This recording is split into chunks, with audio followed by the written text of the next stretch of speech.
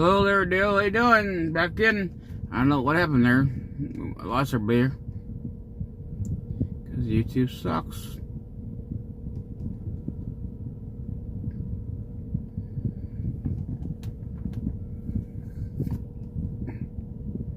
I was trying to...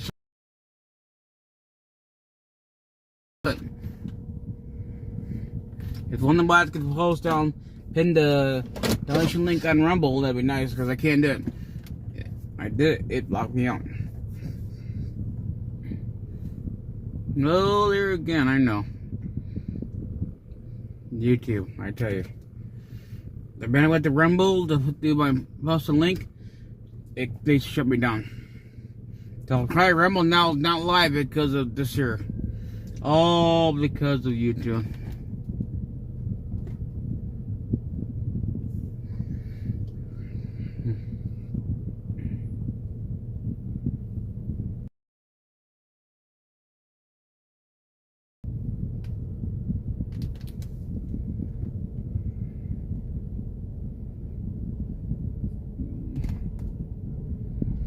I went, like I said, I bought some donuts yesterday, got some more today to make sure I have plenty. We're losing you, I don't know what's going on.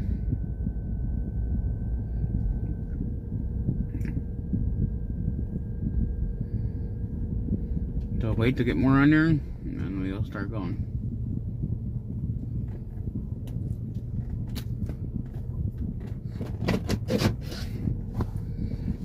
We got 9 now, we got 9, we're good now. Well, hello. What are you doing this morning? Actually, I have to eat this more nighttime. I mean, some places, I don't know if it might be morning, but it's already done.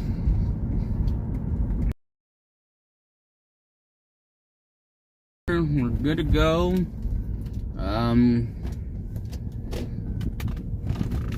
All I know is that, you know, everything is good. God is good. I'm still alive. I mean, I continue pushing myself every day. How's everybody doing today? How's everybody doing? Let me know.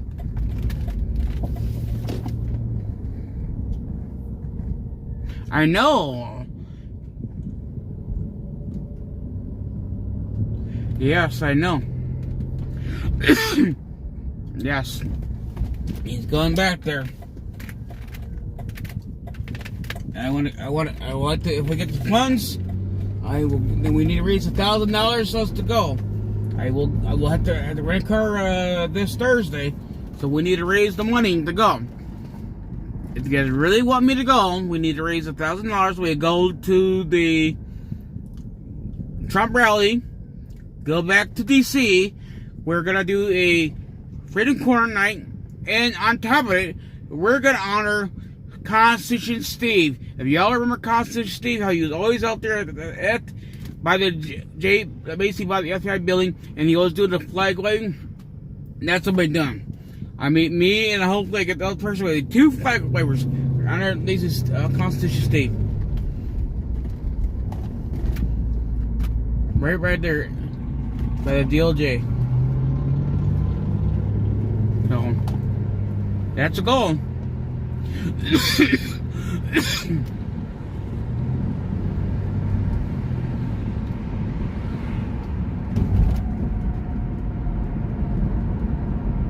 I'm not 100% all the way. I don't know what's going on. I don't know. I still got the lungs, but man, I had to take one of my flags I was gonna sell. I had to put in my car because somebody decided to cut my flags here.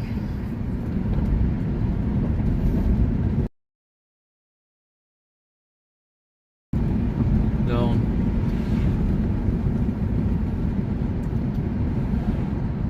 I gotta get new rotors, but these rotors are in warranty, so I'm about maybe tomorrow. I don't know. Depends on the weather. At the fire spot tomorrow, maybe we'll do. Maybe I'm not positive. Maybe I might do a little live stream. But we're gonna change rotors, put new rotors on tomorrow. I gotta do it. It needs it. That's why it keeps bouncing around so much.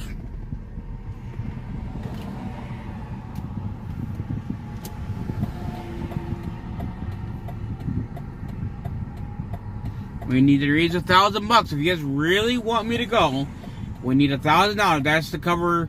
We have to rent a car. I will not be driving my car all the way there. The car is. This is not a new car.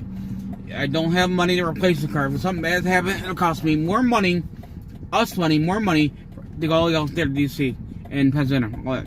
It'd be cheaper to just rent a car. It's car that is new. It'll still be the same make and model, same company. I always get it wrong. But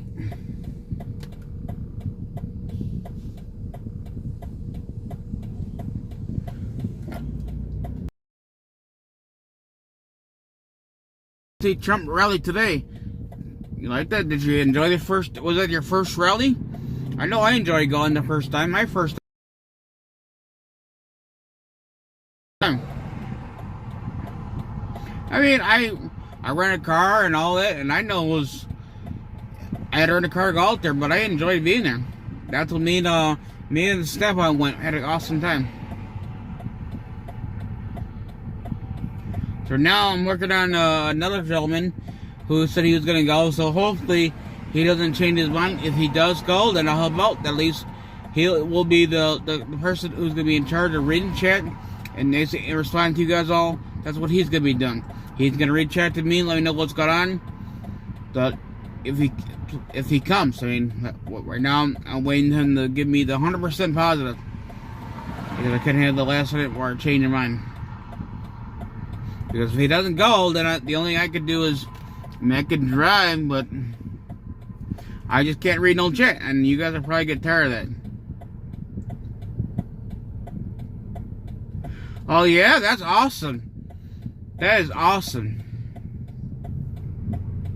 Yeah, my goal is now, I think it'll be good to do a flag wave. I mean, it'd be nice to get Jamie to go out there and do it, but I think we should honor Constitution Steve. We'll do it in DC. I think that'd be nice to do.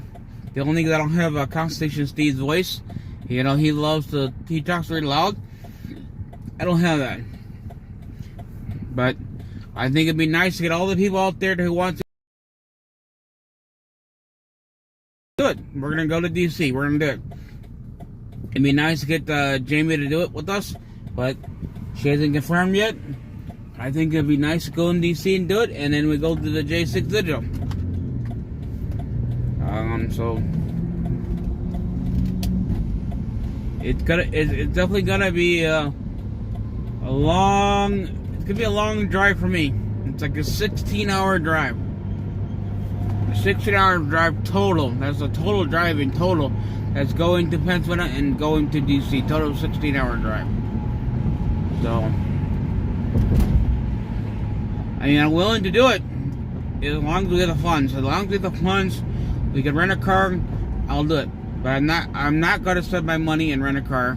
I did it too many times. I'm not doing it.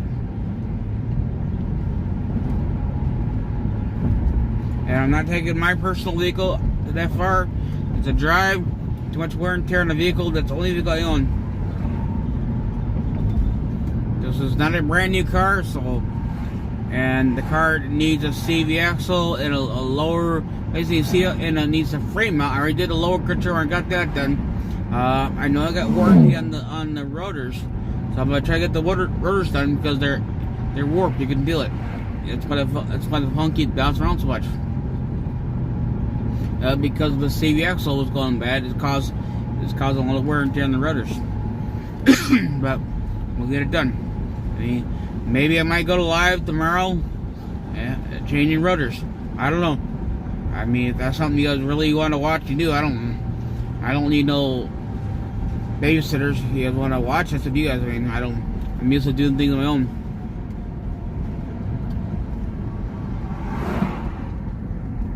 Amazon has this here light in the back, really. Cautious, I'm hitting the brake light. There it goes. I'm coming to a stop.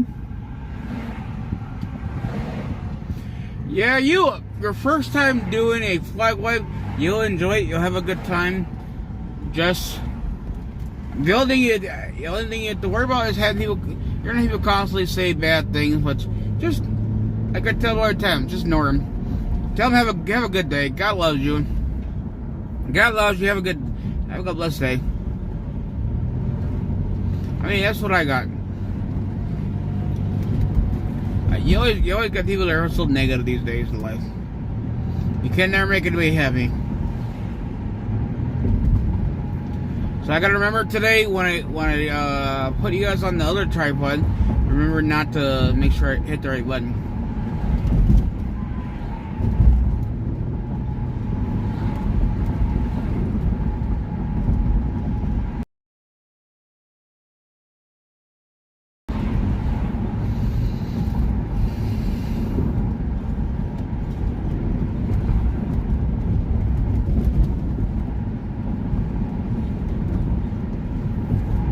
So the goal is go see the homeless again. I had dogs yesterday. I bought some more extra plate.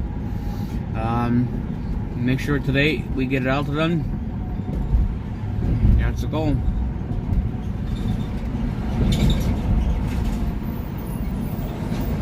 And maybe tomorrow, I don't know. I mean, I could just do my own rotor. I only really need anybody to watch me do it.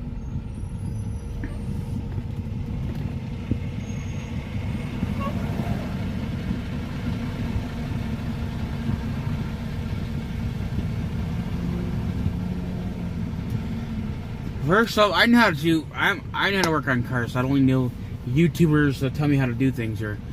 Okay, I've done it. And just so you know, we are at a stop. Okay, we're not driving as we're reading jet. We're stopped. We are at a red light. We're stopped. Okay, now let's turn green. In case your left tires don't know the color, it's green. Green means go.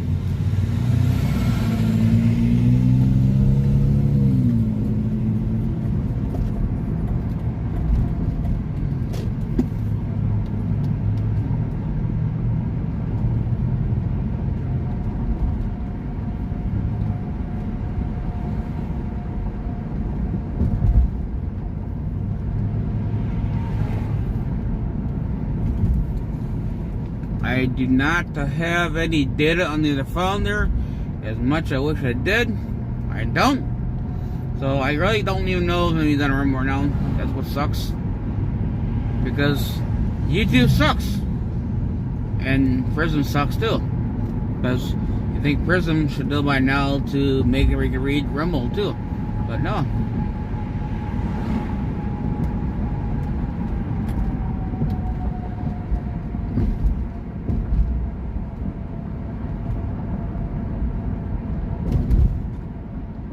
It's a very easy job. I know some people might like it, but I'm not gonna be able to read a chat there. My hands are dirty. I mean, when I do stuff, I don't communication to you. I just do my stuff. I don't have time. I mean, I'll get on the live stream and if I start the thing, and then of course they'll be like, "Hey, we're gonna start doing rotors on this here make model." Done. You all can watch. Hey, I'm not gonna sit there and talk to you the whole time and explain detail by detail. I mean. Pretty much, it's all common sense there. You know, when you're doing rotors, you make sure you take out your brake, and you oil. You basically put a little grease on it. You get some brake grease there. You want to.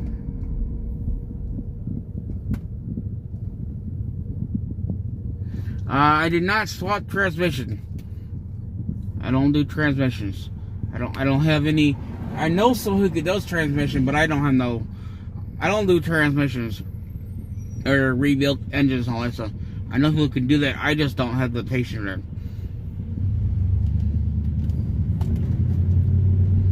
But what's wrong with the transmission? What gear is out? First, second, third, fourth? What is it?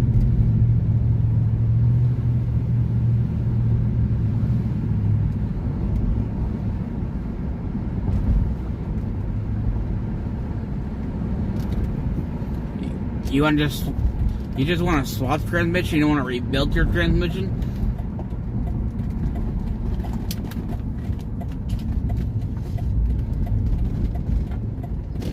Bridge.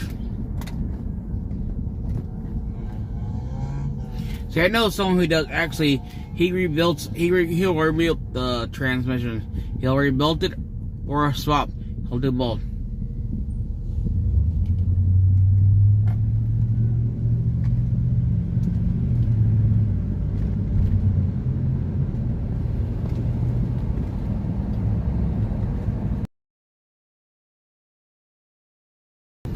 is going down here? Oh, something here going on still again.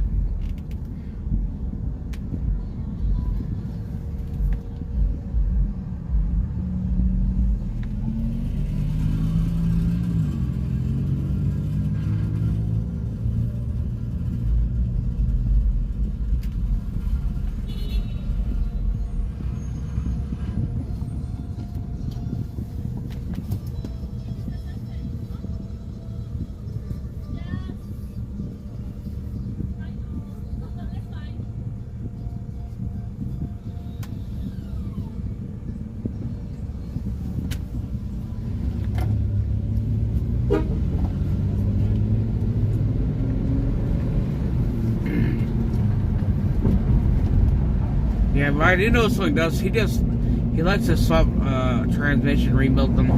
I just don't have the patience for that kind of stuff.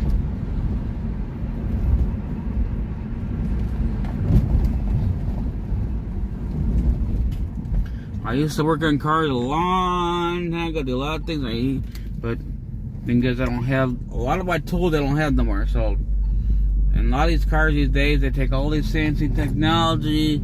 And we got some idiot who wants to play their bang bang music all day because they think they're cool. So disgusting. I don't know how you can hear it with like music. I mean, if that music's so loud, I can hear it over here. How can you drive with that? And that banging noise, that's gotta be really annoying. I don't know if you guys can hear. I can hear.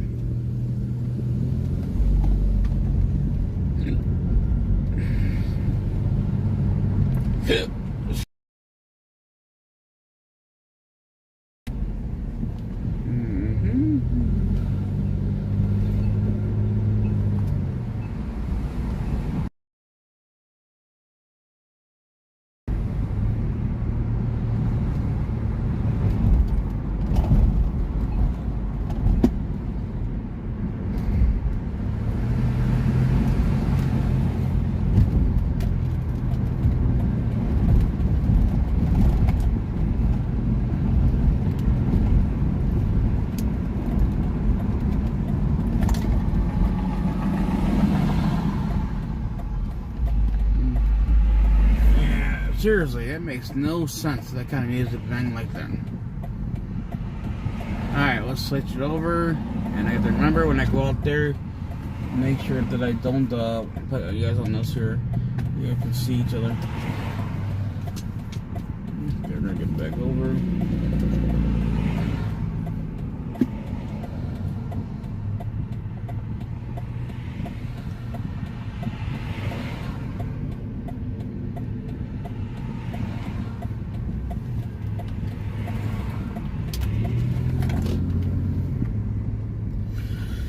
So, I don't know. I'm trying to do everything I can do, and then they appreciate it. I'm trying to really keep as much I can. I am, like I said, I'm very protective. The only way you're gonna stop me is put a bullet right here. You have to instant kill me. But in the meantime, I'm gonna continue working, doing God's work. God has me here for a reason, and I'm trying to do the best I can do.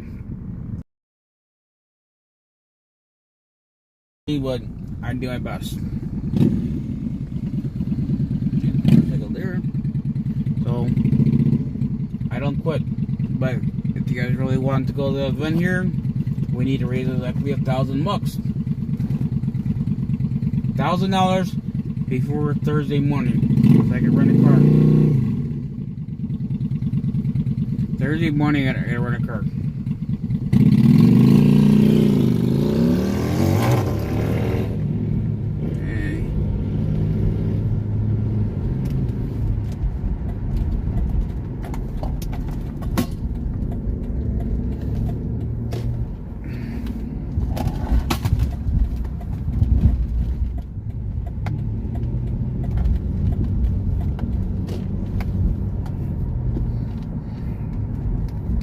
I try to do, like I said, everything I can do. I mean, the thing is, with the way our comedy is going, oh man, what did I forget?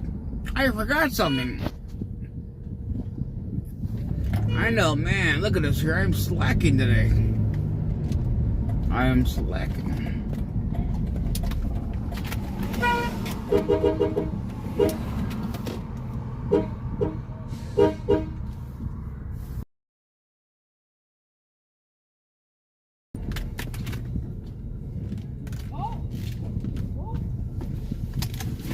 out here waiting for me.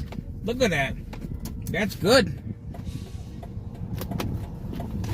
They're ready for me. Look at that.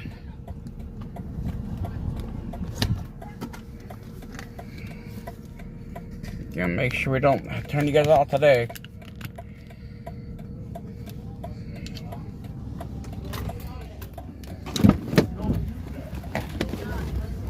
How's everybody doing today? Throw this motherfucker out now.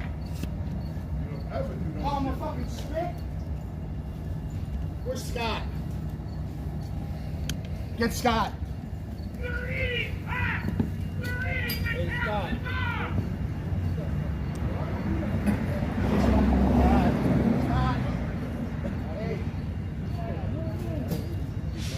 Boy calls Arturo spit and swung on him, and then Antoine jumped in. Oh boy. The dude that bring food? Yeah, the guy fucking with the back window all the time. He swung at me, he swung at Arturo. Mark. Be a fucking man, dude. Tell him what happened. What'd you do? Scott, he swung on me and Arturo and Antoine. Who? Oh boy, right here, this dude calling us niggers, calling us spits. Bullshit! He called me a nigga. So He called nobody nothing. He called me a nigga. So I called him. Called just a minute ago, he swung. Bullshit, you swung on it. He didn't swing. Yeah, he fucking swung on it. Nobody He pushed me on the swung. floor, and Nobody he threw me swung. down, and he just swung out here on him. Nobody swung. Bullshit, and then he swung on Antoine. This guy been antagonizing me all day. Like for the whole time I've been here. Every time when I be sleeping, he be smacking me and shit, like hitting my legs. I don't know if he likes me. I don't know if he's gay. You swung on him. Scott, do There's something. no violent line. There's no violent here. He just Go. swung on him. Be a fucking man, dude. Man up. You called him a stick and you called him a nigger. That's drunk. You got these stones here. You want left there? What do you want now? I'll take a drug. God damn it. Chocolate Man, I one? get pushed in the fucking mix. I got like one more thing. He put him for no reason. No, you pushed me, motherfucker. Bullshit. Let the man go first. You get the double first, okay? Call him a Wait, go nigger get and something. stick. He didn't call you shit. You fucking know that. Call me a spit. I'm not even fucking putting it. They don't matter. They don't, sir. Alright, you're next. Go ahead.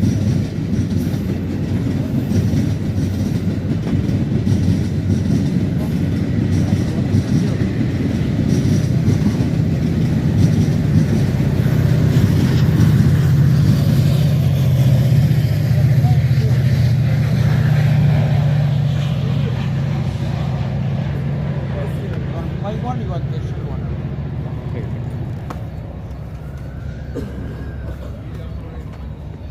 Get up on the there. Hold on. One at a time, buddy. One at a time.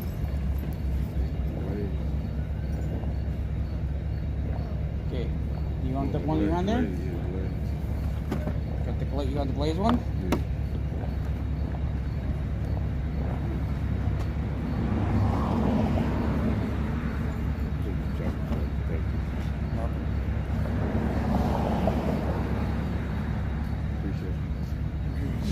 You want the third one or one? There's one left. There's a box too. No, I'll Take picture one. Okay. Enjoy. Here, take the rest of these. Okay. Enjoy.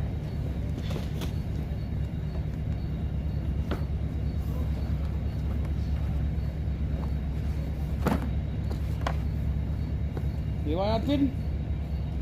No, you're good.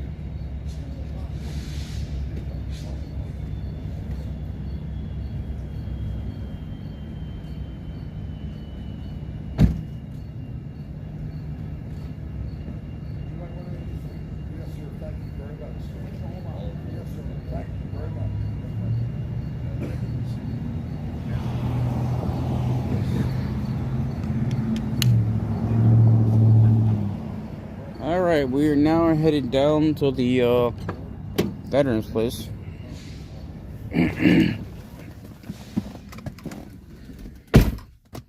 Okay, let's get you guys back in your car soon.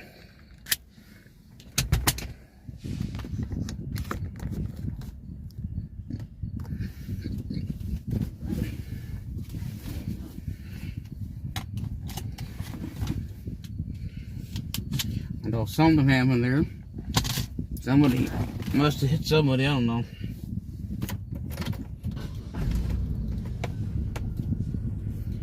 Somebody did something.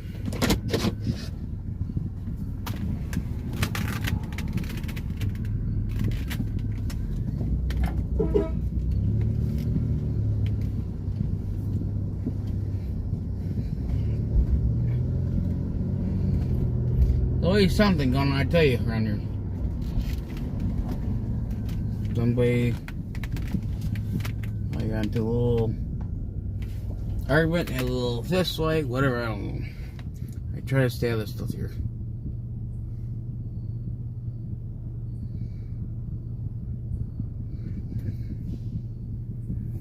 Alright, we need to raise, like I said, we need to raise $1,000. We're gonna go and feed the homeless. We already did the homeless, we're gonna do the veterans now. After the veterans, then I don't know, we'll drive somewhere. I mean, I gotta go get gas probably tonight too.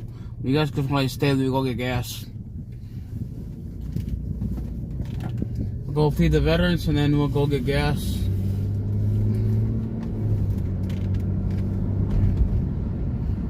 We do need to talk and try to get things worked out with the dollar amount that we need to raise. If the money is not raised, then we will not be able to go. As much I would love to go, as much I love to help, but I can't do it for free, guys. Can't. I can't go use my own money and rent another car. I don't have the money to do it again. I did it so many times before. Can't do it. As much I love to, I just don't have it. I mean, I love my country. I love to do everything I can, but I just don't have all the money to do everything. Go. You're time today, kid. I mean, I could have been going right now.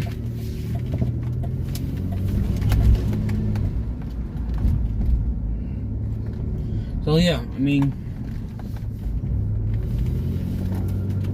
there's so much going on. I mean, the Chicago thing is going on here on the 20th, October 20th. There's so much going on. I mean, I'm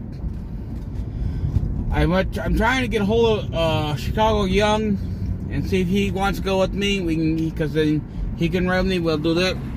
You know, he can ride me, do that event here in Chicago. We're gonna do a whole parade around Chicago, around the Trump Tower thing.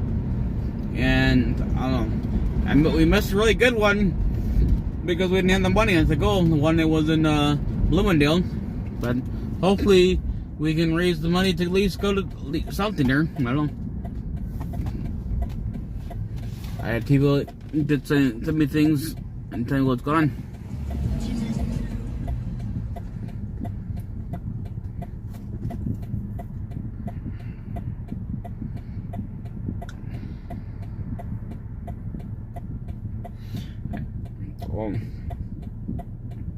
Looks like we have any mods here yet still? I know we had Dale early. Is there any mods here still?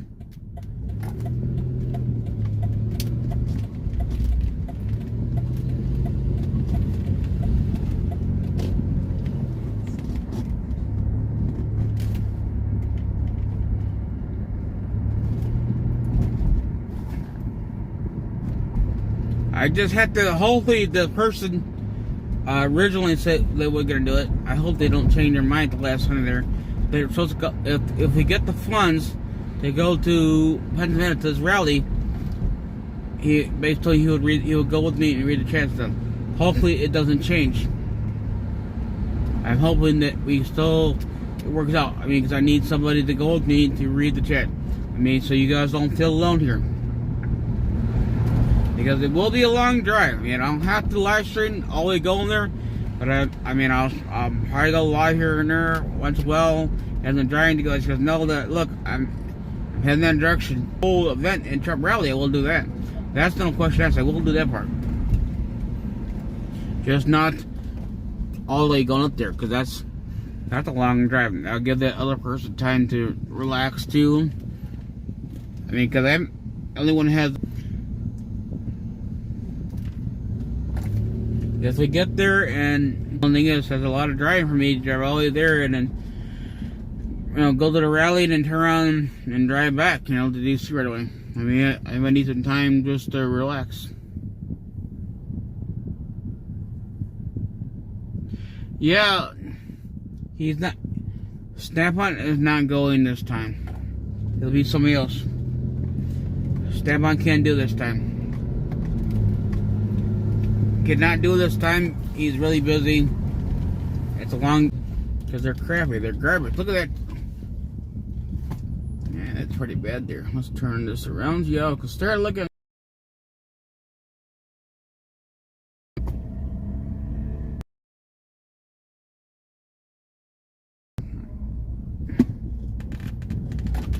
Yeah, I already typed the step one here. He said no, it's too far a drive, and he's too busy.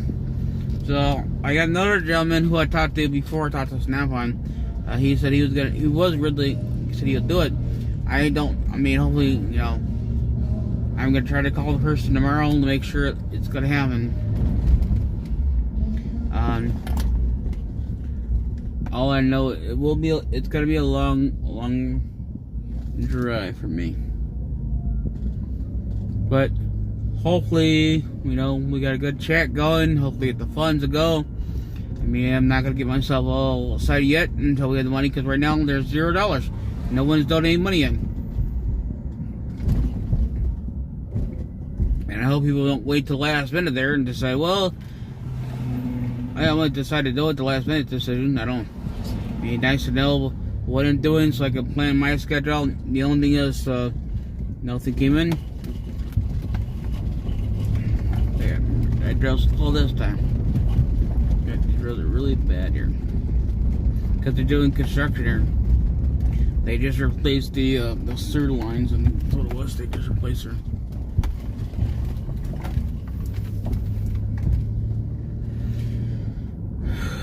So I'm not gonna bring my microphone there, but I'm gonna just walk in there and get it done, and then, like I said, you guys can ride with me. We gotta go. I have to gas. I mean, my cluster gauge doesn't work all the way right. But it's alright.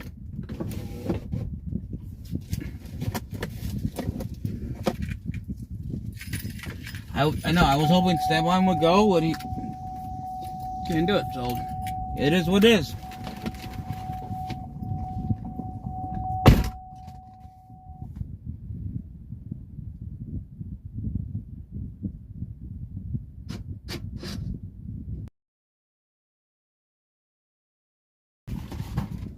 Tomorrow I gotta get rotors tomorrow. I should have looked on today, but I didn't do it. I could do it tomorrow. But I'm gonna have me a donut too, because I have you one donut. I'll eat all this, so much calories. Let's try this one here.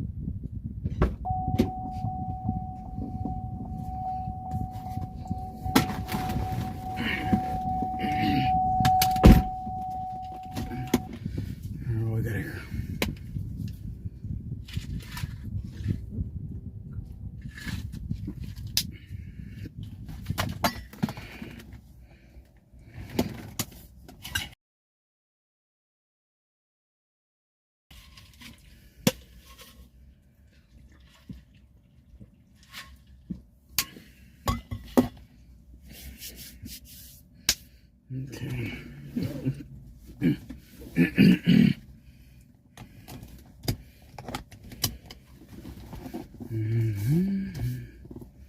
Let's see what I do here. Let's see, just turn.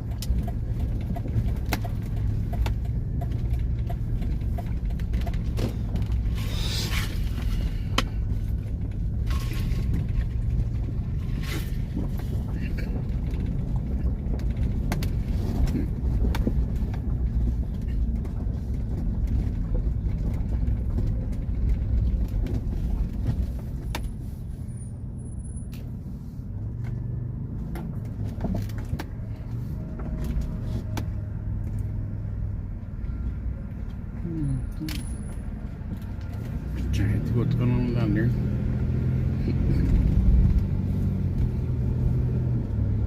Okay, let's see. Alright, we will go over here. Because I come to a park. So the trails don't get all hyped up. We get going, we gotta go get some gas. You guys can turn around, you guys want to start me. Okay, let's see, we got that there. Alright. Let's see, we need to see what the, hold on. Come on, thing, turn on.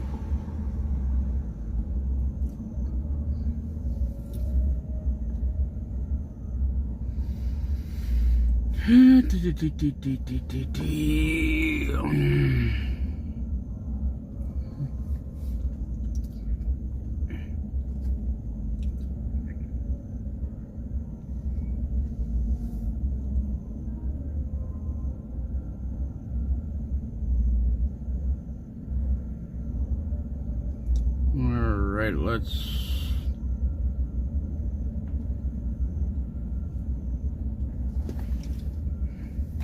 get the other phone out. See what the where's the cheapest gas prices? Just I mean, as long as they're not going too far, I mean, you can go get it. But gas prices just ridiculous high.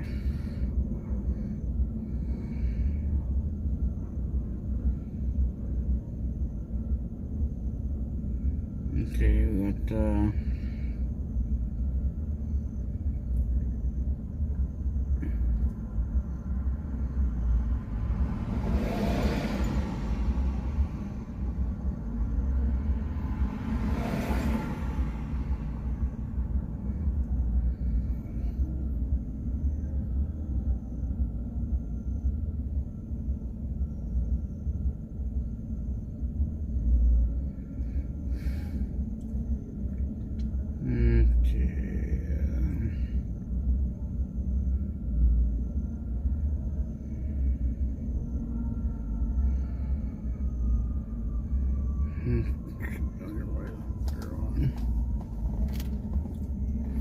hold on, I don't know why it's not on there.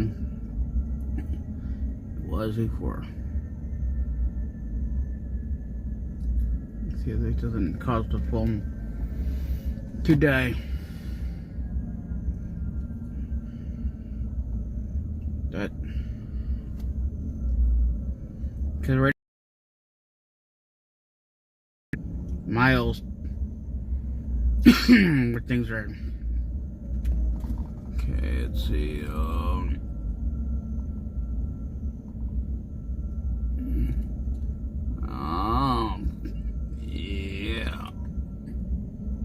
definitely going. Paramedics here.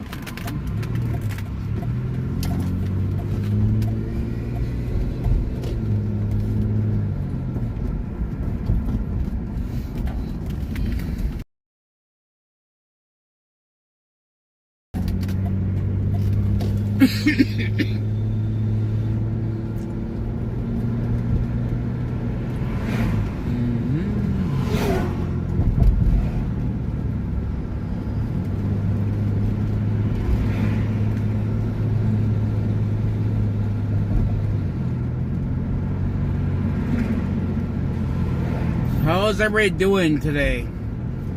When I get a chance to, not right now, but you guys can talk and I'll try to read you after. I'm not reading you as a driving. How's everybody doing today? How was your Sunday morning? Did everybody go to church? If you didn't go to church, just be honest, I didn't go. Don't lie. Honesty will get you far in life. We know Joe Biden, he lies about everything. Kamala Harris too.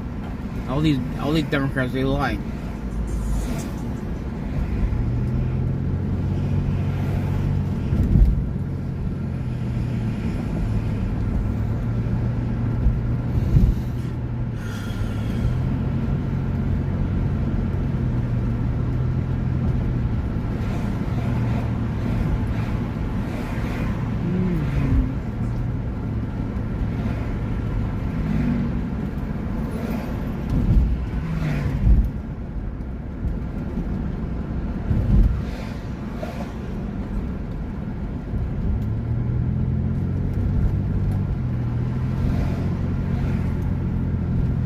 See, the price for now here is not as cheap as I'm gonna get over here. Next one.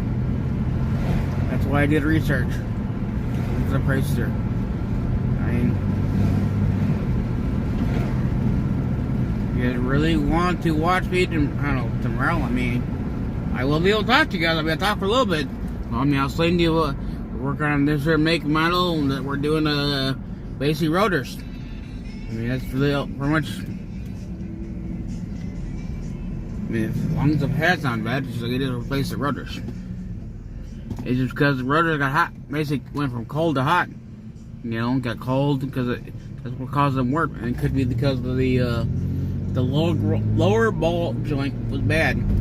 The lower ball joint and the CVX, so both the two are bad at the same time. And it just caused a lot of wear and tear on the rotors.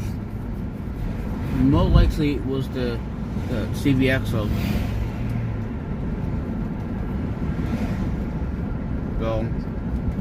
I just have to swap them out.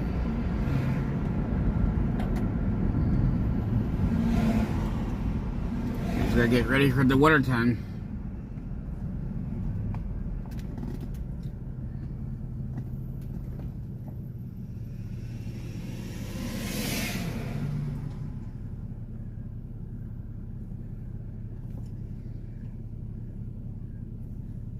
But Shadog Young must be really busy then, because I don't see him on here tonight. I haven't seen him yet.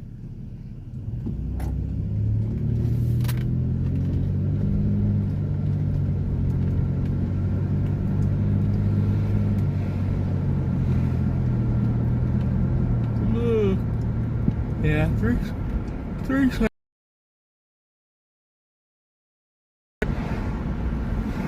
But okay, we're gonna go to one location. I can hang out there. I wish I did a mother phone because then I could do I could deliver this with don't have that.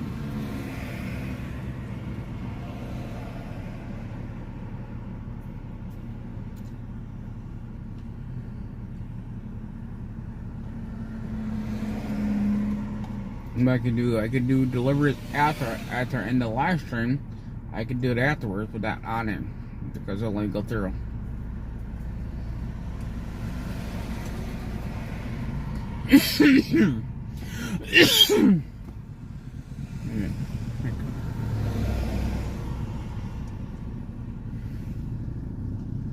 I know that me and Stefan, we got our votes done. Our votes are done. Now, hopefully, everybody else gets out and vote too. Hopefully, nobody else just blows it off like it's nothing. Like, oh, my vote doesn't count. It does count. Your vote will count.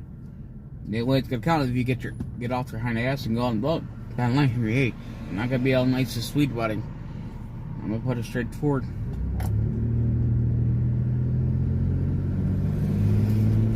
So we'll go.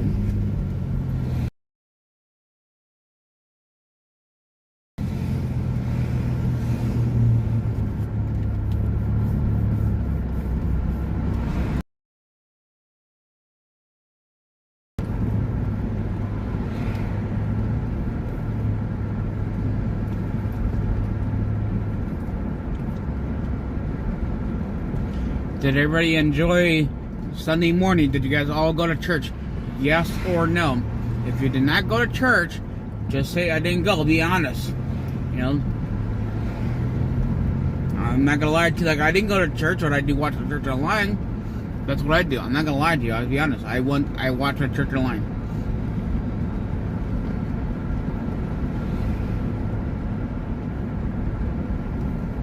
And soon we can figure out basically, we get money, we can do a restream. I wish you can restream on Rumble. I don't know how to do that. If you can now, I don't. I just know streamer told you can. Because I really want to watch the church. I really want to watch church, guys. I really do enjoy church.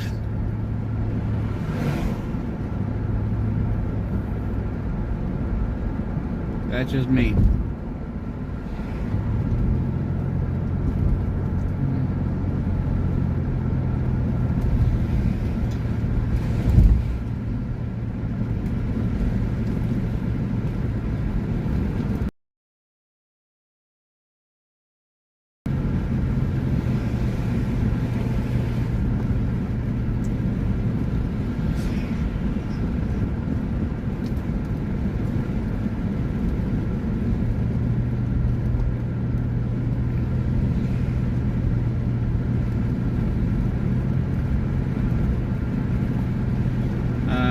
To make sure this car is 100% ready for the winter time. I do not want to be doing work on this car in the winter when it's snow on the ground, because it's gonna suck.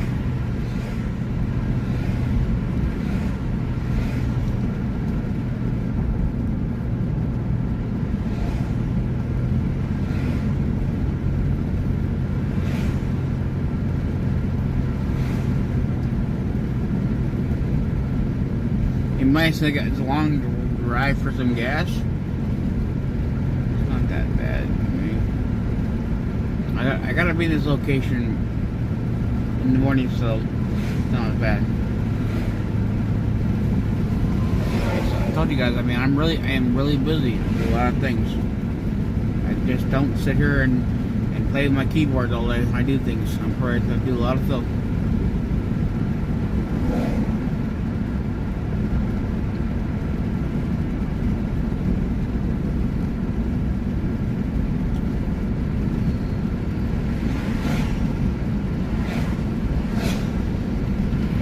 Why the phone keeps shaking so much? The rotor. Happy. There nothing else to be loose here besides the frame mount, but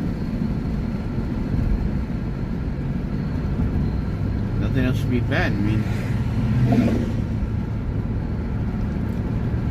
but I have to try to order new mounts and stuff.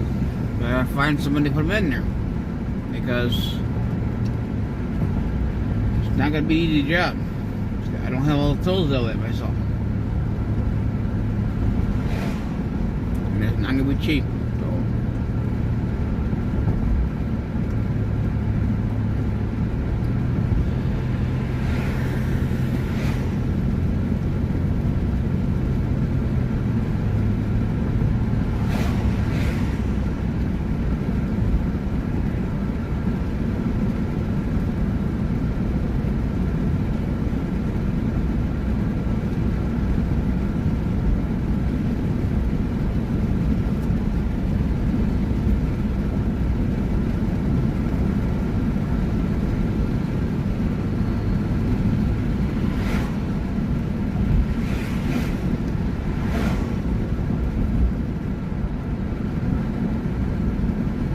$3.69 a gallon.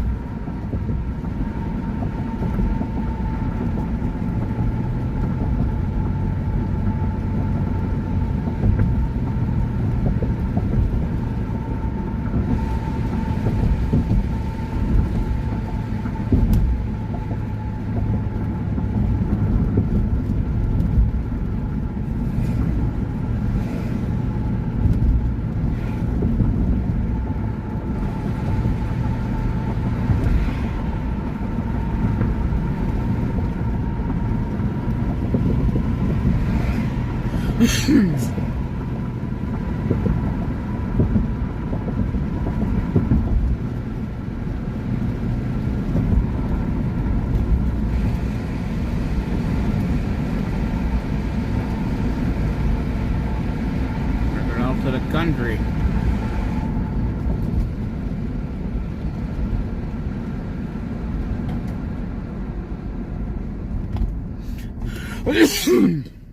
Mm-hmm.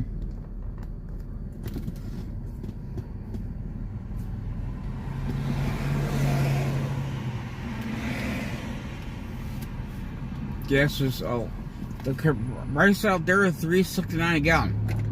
It's pretty high, but where I'm going right now, gas is gonna be really cheap. I'll let you guys a little secret number for yourself.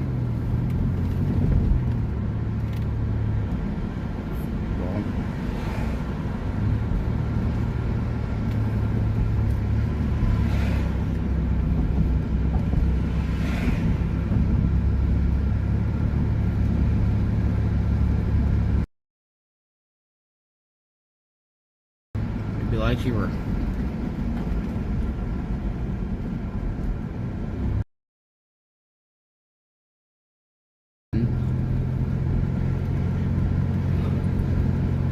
Around here.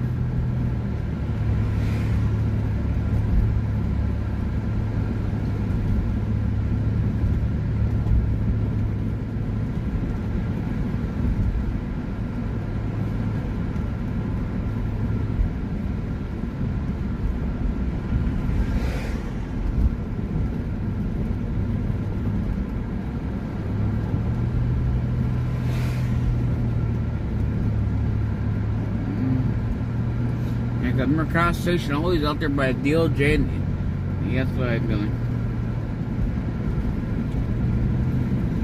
I think it'd be awesome out there to do a little live waving on our Mercado Station stay out there.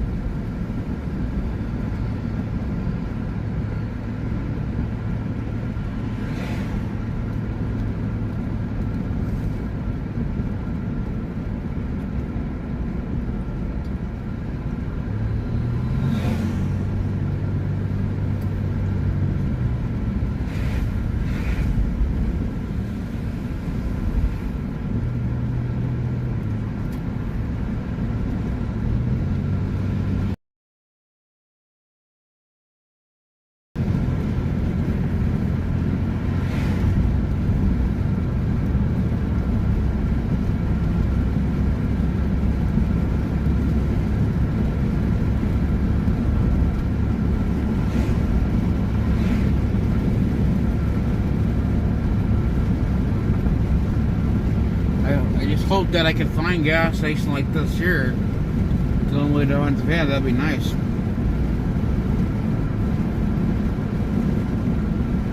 I know, going to Pennsylvania, I think it's gonna be gas rate is gonna be ridiculous high.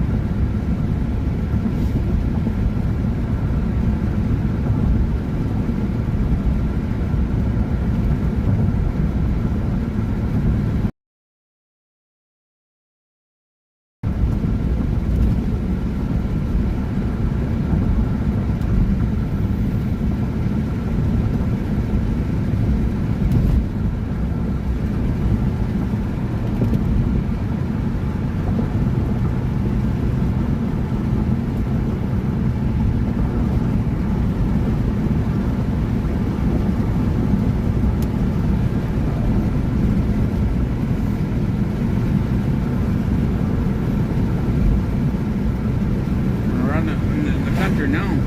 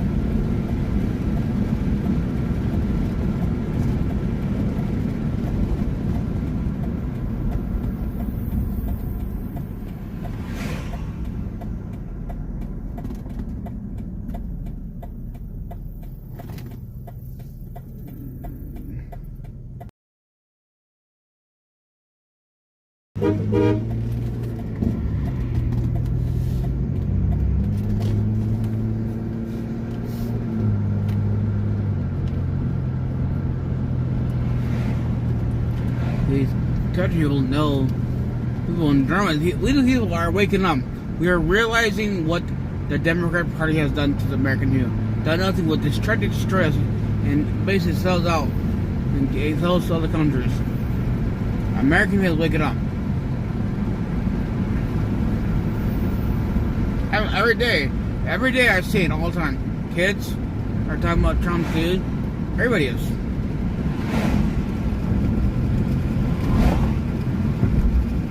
Except for the lifters and those dummies out there, they don't know nothing, but a lot of true people actually are waking up. A lot are. You know, some of the people before that used to be Democrats, they are still waking up too. But not all are.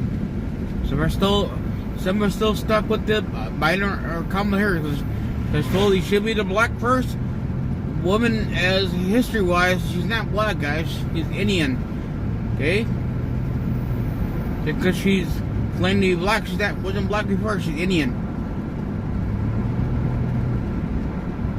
And it really shouldn't matter what color, you know? But she went to put on black. She's not black. You just stop lying to you and tell the truth.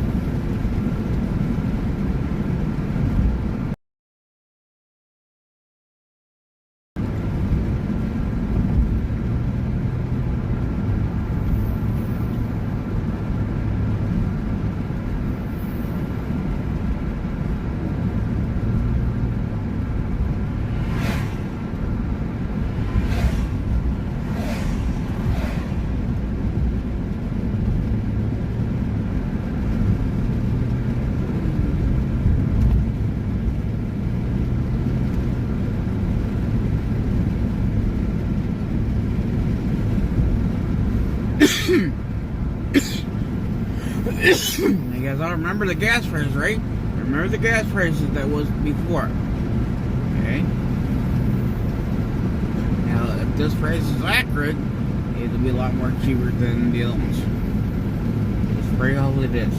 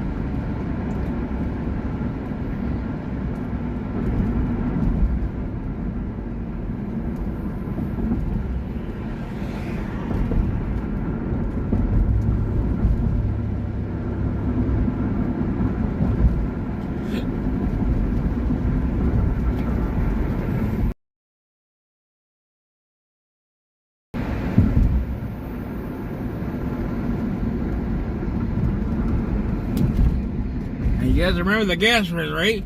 Remember it was likely $3.69, $3.79. Look it, I'm paying out here is $3.09 a gallon. $3.09 a gallon. But I get $3.09 here for gas, so.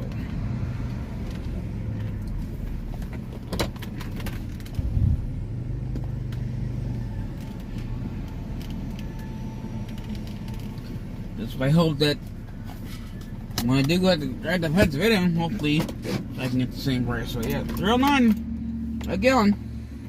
It's cheaper, a lot cheaper than going to the other ones. Let's get some.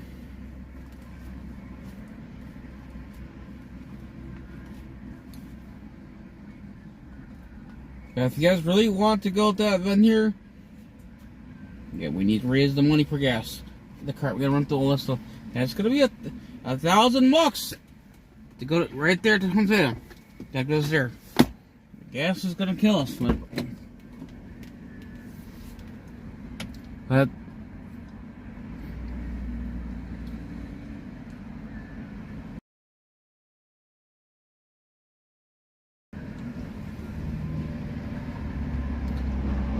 what happened? Oh boy, that's not good. Not good. Hey, did you read your email? Did you read the email yet? Because there's something I want to know. It'll be on the 20th there. I need to know if you can do it. I know you can't do it now, but it'll be on the 20th.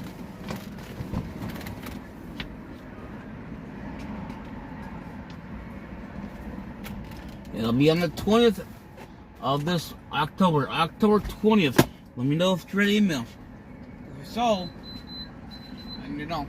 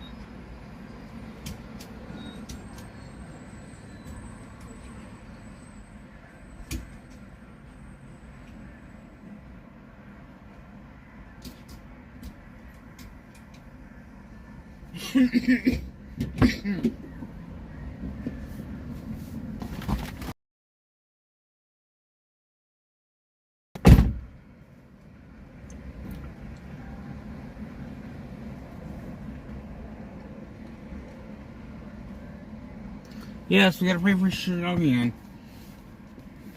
Hopefully get better and fast. But I do need to know in regarding to I emailed you, Xiao Yun, personally. I emailed you private-wise. I need to know if that's something that you read yet. If so, email me. Let me know if you can do it, yes or no, and we'll do it together.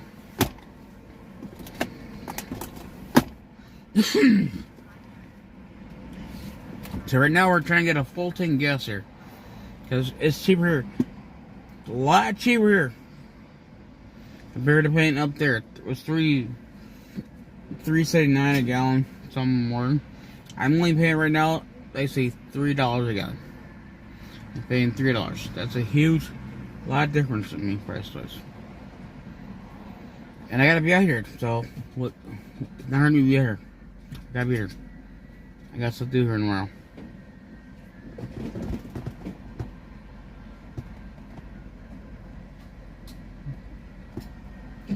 Let's see how much gas we gotta get. See, right now we're at $33 and we're at basically 11 gallons, so we're almost. That car takes a lot of gas. Let's see where it gets to when it gets full. I'm at 37, still under $40 right now. $40, and we have 13 gallons and 33. Okay, we got 13.033, and we're under exactly $40. This is why that I shop around for gas. I like to save a little money.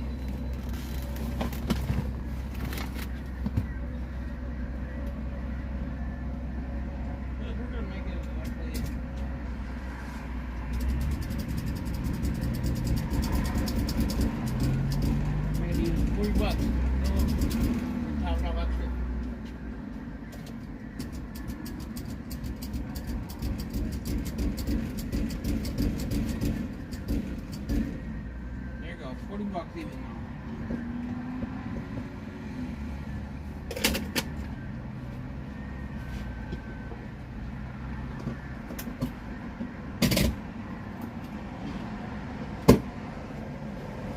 Hey, print them on the receipt. Thank you very much.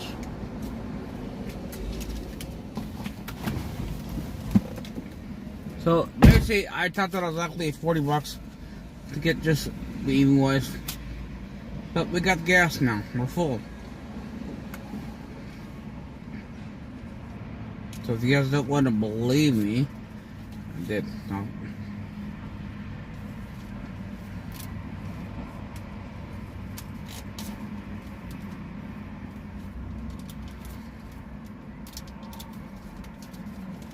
I mean, it ain't much to save, but still cheaper than I used to.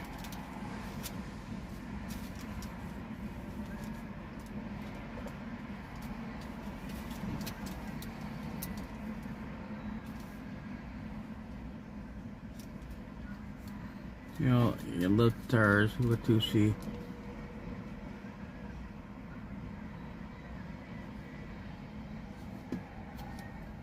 See, right there. Oh, I got to turn around. Oh, hold on, I got to turn around. I forgot, I had it the other way.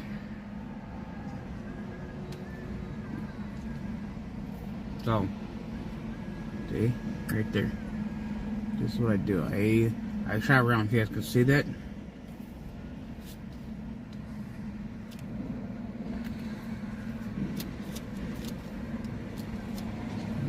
Blurry, I don't know why. Blurry.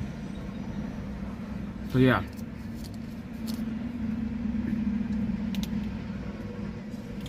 I save money. I had $40 and they're pretty good there. Yeah, I got me a full tank gas.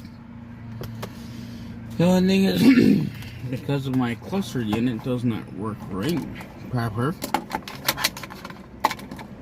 I have to write down the miles information of the car.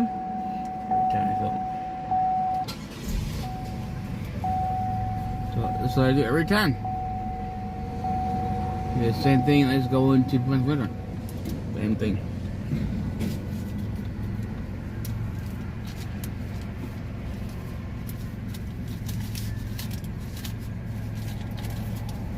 Okay, let's see what we got here.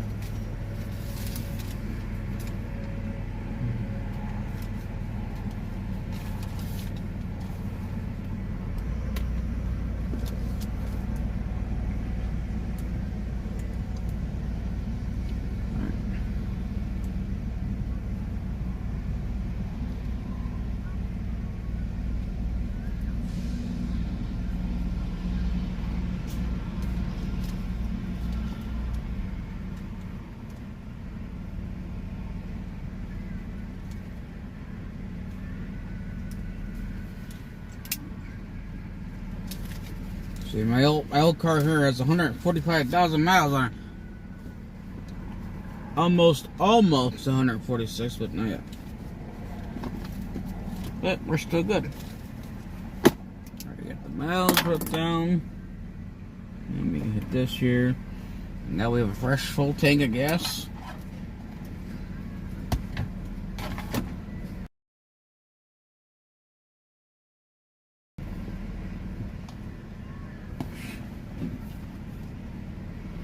Yeah, I bought gas. Ooh.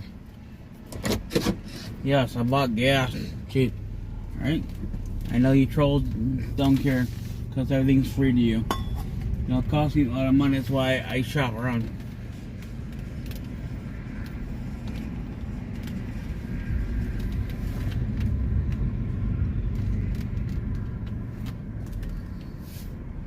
Because diesel's $3.79 a gallon here. It's $3.09, but I got it for exactly $103 with my discount that I get.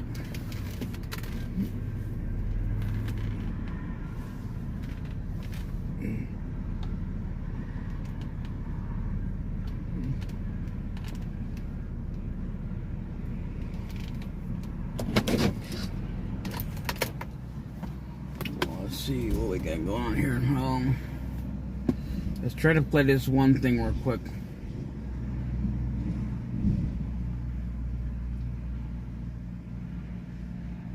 You didn't get the email? That's weird, because I sent it early to you. Let me try to see if I can resend to you now. Hold on. I thought I sent to you early. Unless I got the wrong email address, but I believe I sent the right one. I'm not going to mention your email address on here, but I believe you know. Just resend me another email address. Send me an email with your email address. I'll try to reset again. I believe I sent it early to you. It should have been to you. I don't get why it didn't go through.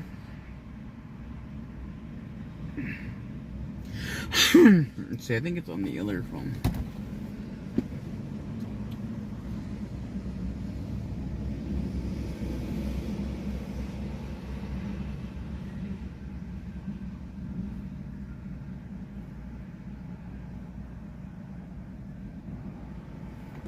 Yeah, see, gas is ridiculous high. I mean, I don't know, Illinois sucks. Gas is high. Illinois is just, taxes are high. Depends on where you go to. Like, right now, if we would have went to the other gas station over on the other side, over the highway, on the other side of the highway, it would cost me more money. Now, I'm sorry, but I'm not going to pay more money for gas. I'm not do that. But let's try to see about the email. I know I sent early.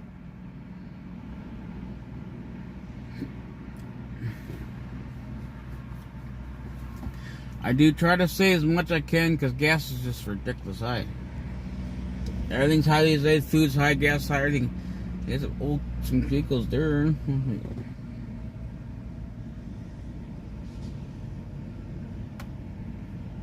I'm looking. Hopefully I get done here.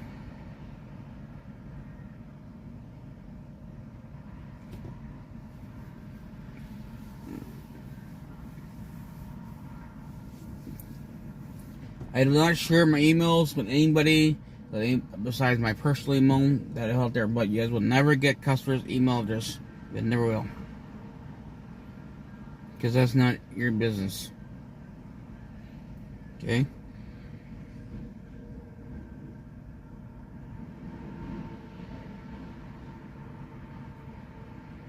Let's go to sent.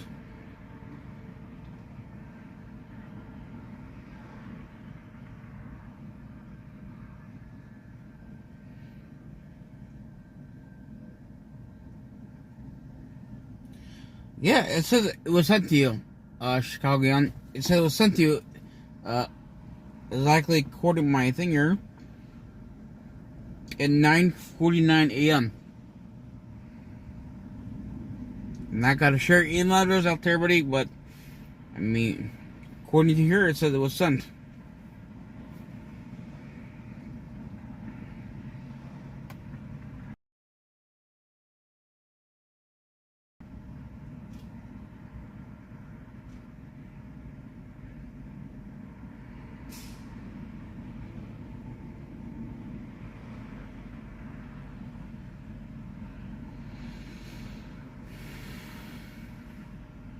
Check your junk file, Chicago gang.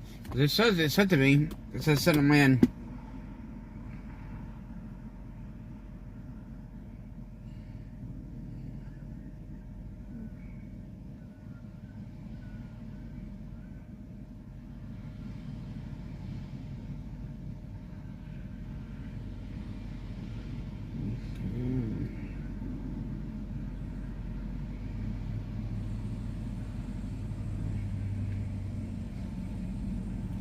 Yeah, because I said it was sent there. Let's see, you got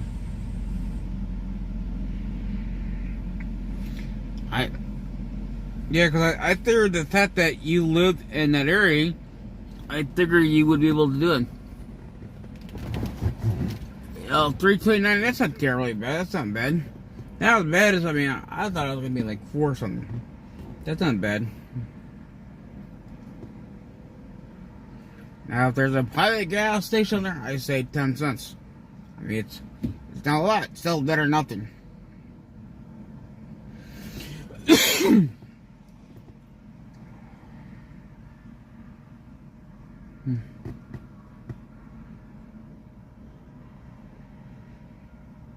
I know, it's disgusting.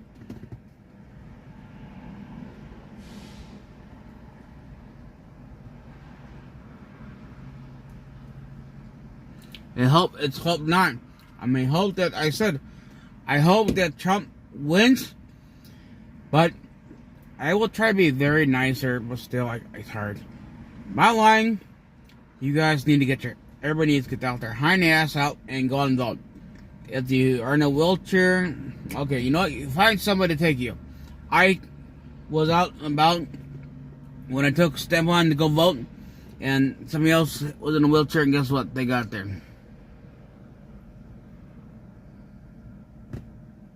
Good. You paid $2.43. That's good.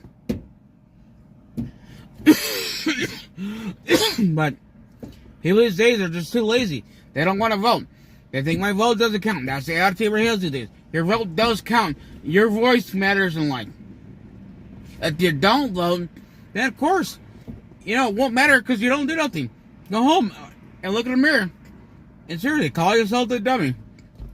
And don't come and cry to me. Don't come cry to the American people. Cry to yourself because you're the one that did it yourself.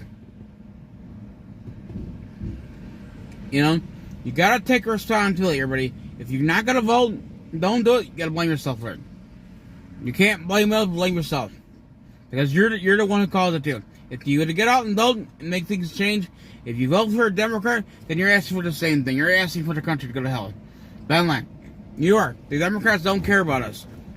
They only care about the damn other countries. And you need to vote Republic, bottom line. You want to save gas, you want to save food, you want to save money on food, everything. The cost of living is outrageous high. No one can afford to buy homes. It's hard even to make a decision. Do you want gas or do you want food today? That's where it's at these days. That's why rental was so high.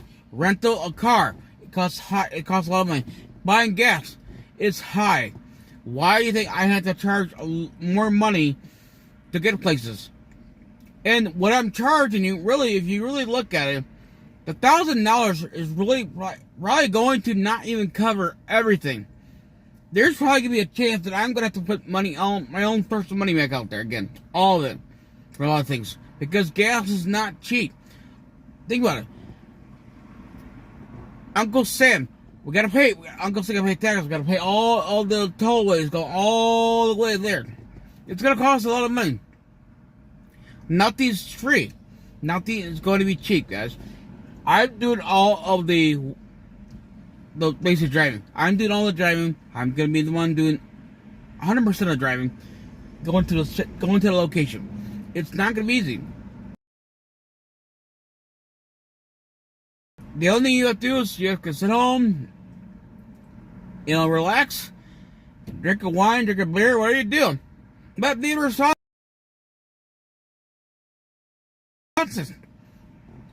I mean, this to me is very important. It's very important. Like I said, when I go to DC, I'm gonna go there and honor basic Constitution Steve. I'm going out there and do my flag.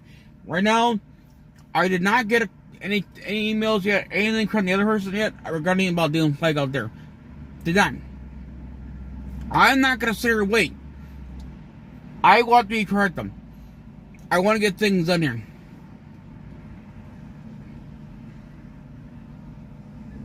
So, if you guys really, really want to go to this event here, if you don't, then guess what? That's on you. But when it comes down to it, when we cannot go, hey, I don't have the money. I'm sorry. Don't think that I'm going to come around the corner and like, oh, I'm going to pay for it. No, I've done it many times. I will not be paying for this one. I will not. If there's no money to go, then I will not do it. Man, I already got the... Let's see the hiccups. I already got tickets already for that one. I made sure that I went in there and booked my ticket right away. I don't play around here. I don't wait till, oh, well, the last minute. Hey, I'm going to get the ticket. I went got a ticket today. Got it done. I already on the list. Done. Same thing with you guys. If you want me to go to this one here, we don't wait till the last minute here and say, oh, hey, here goes some. That's why we need to work on these things here.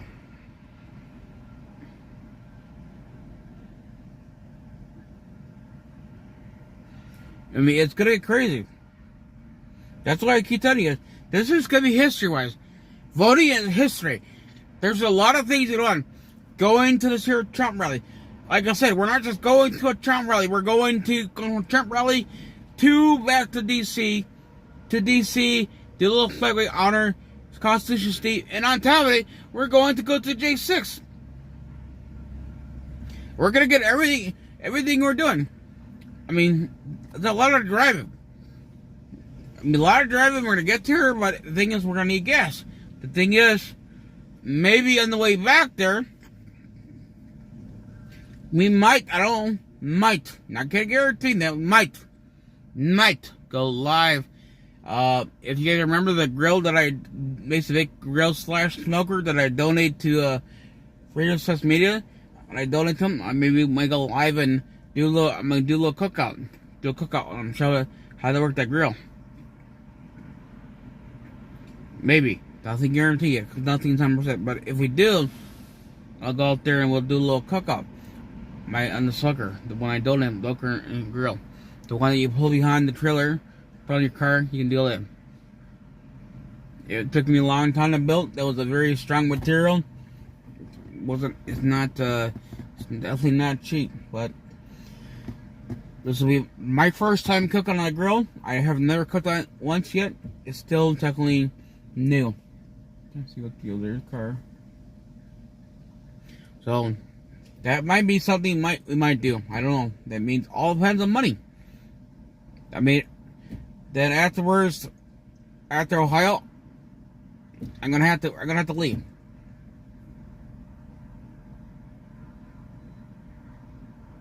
I think it's like Ohio. I think it's where that. I think it's Ohio or yeah. To go there, maybe we could do a little cookout on the big smoker and grill, and keep on going.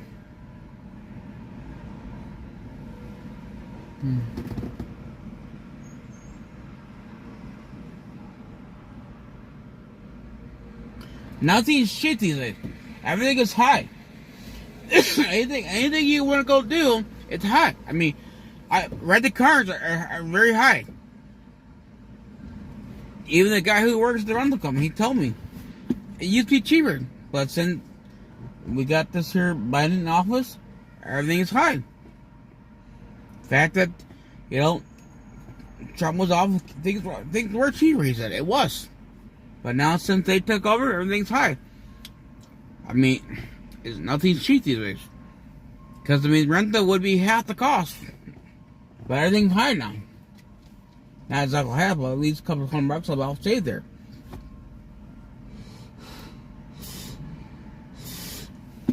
Yes, trolls, I took a puff of the inhaler, okay? That's it. That's an order. So I get my lung cleaned out. Because I'm not going to stop here. I told you, I'm not stopping. I will continue fighting every day. That's why I encourage you guys too. Don't just sit here and watch me talk all the time and do God's work. I want you all to do stuff too. Be proactive at home. Do something. Be proactive. To go out there and talk to people. Take you, like I took Stanford. I took you to go and vote. If you cannot, find somebody who you can take. Talk to someone. Talk to your friends. Talk to your family. Whatever. Encourage. If people say, well, I don't want to vote. If they come with their argument, go and talk to them. It's going to get worse. I mean, the county is really on the line right now. It's really on the line. Get me some. It's everything is high. I mean, really, it is. It's high. I mean, I can't believe how. I mean, I see why, but still, it's like every time I want to go do something, everything's high. I mean, a lot of money in DC. A lot of my own personal money. A lot. It wasn't cheap in DC. DC last year cost me a lot of money. And that's why I'm trying to make it keep the cost down. That's why I rent the car. At least I have a place to stay in the car. So it doesn't cost too much in the hotels. Because hotels are not cheap in DC. They're not.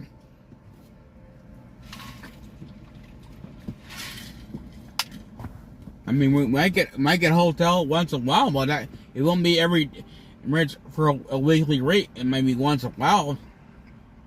Because I'm not supporting DC prices. That's too much. I want to be smart, be wise, and have a good time in DC. I want to go back down the Freedom Corner and stand there with all the Patriots there at nighttime. I miss doing it. I know that they'll be very surprised when I get back on the corner. I know those libtards across the street. They have a lot of words to say, but I really don't care, because you know what? This is not their. They don't own the streets. This is God's house. I'm not to come there. No one can tell me where to go.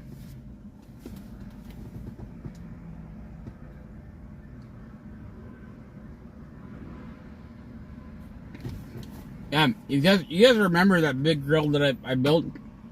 Yeah, well, you remember when I donated to David Freedom Truck Beaner?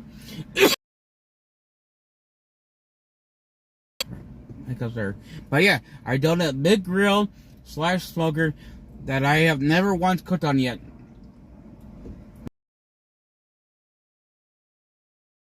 We'll go to DC. We go to Pencil first, and then go to DC, do a fly webbing J6, and then on the way back going home, back to this here shithole place, Illinois, then I will, if I can, we'll stop by and try to do a cookout. So y'all can watch it.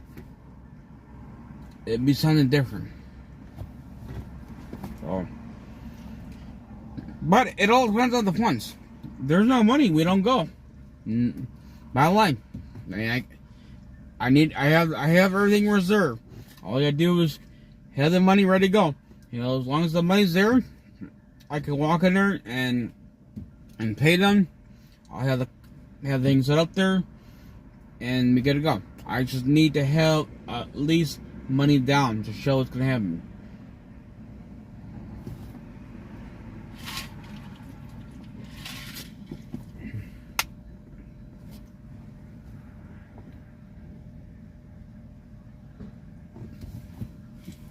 I actually love grilling. I mean, that smoker was not easy to build. There was a lot of work. There's a lot of material involved. A lot of material. And it's pretty heavy. So if somebody would behind you hit them, it's gonna leave a little dent on your car. You will leave it done. You're not. It was a lot of work. Me and Stepan, the veteran guy, we both did it together. He built the thing all the way up, from the ground up.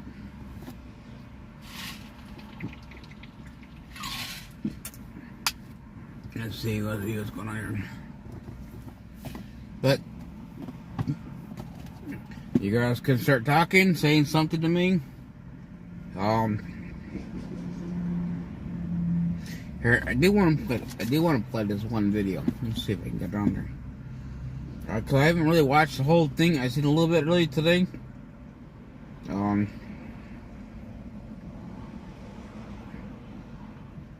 So I know I would like to see it. So let's see if we can get it going on there.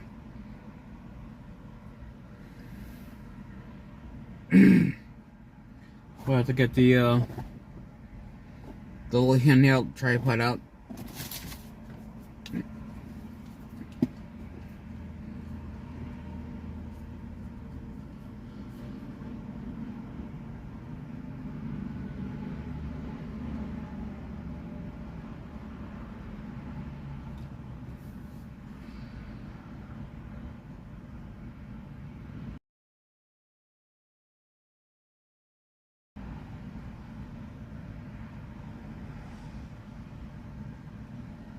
So yeah,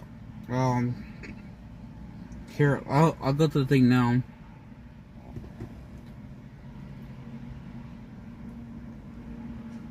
Yeah, Jamie.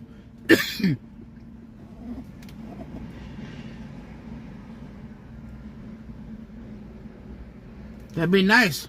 I really want to get. I want to be as close as possible. If we get Jamie to go, I mean, hey, I'm 100% ready to go, but we need the money.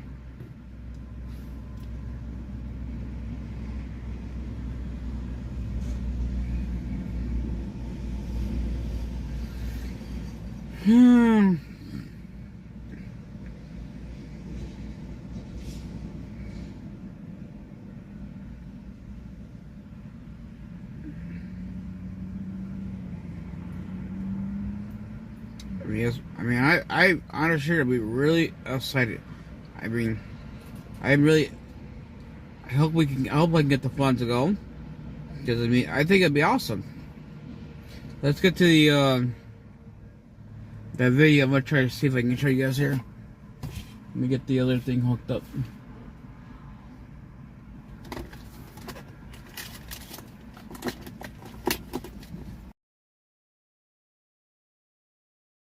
Yet I seen a little bit early, but I got distracted. I'm gonna lie to you guys, I got distracted. So we're gonna try to get it on.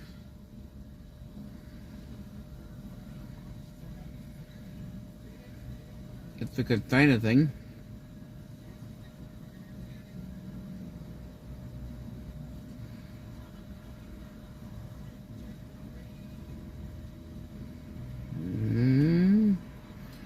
If they let me rewatch it.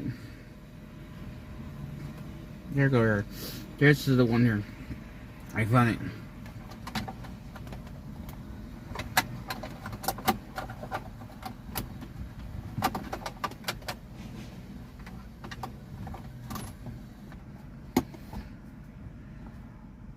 Okay, let's get this. Bluetooth connect.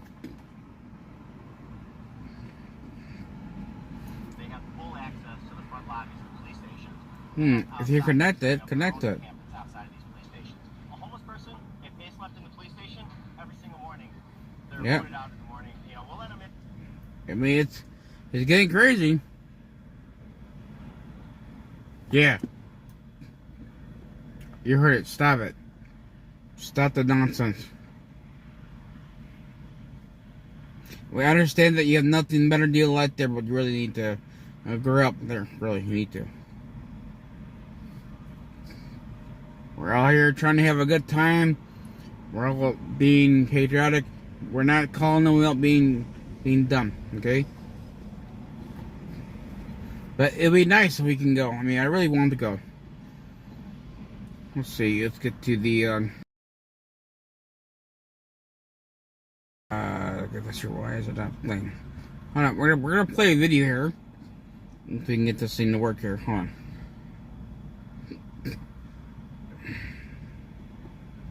I think you guys might like it. It says connected.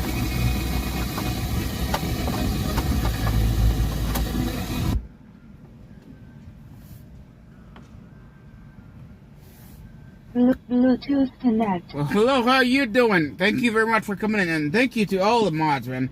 Thank you. I am really happy. As much as you guys don't think so, I am. I am very happy. I try to multitask here. I try to help you guys out. I do. I appreciate it. But we're going to watch a video.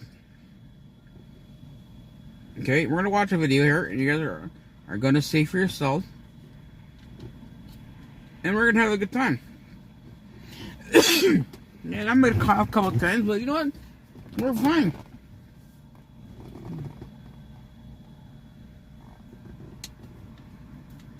I do. I really appreciate everybody here. All the mods, even you too, Charles. You give me some time to laugh. I appreciate everybody here. Just so we can try to figure out a way to get this here.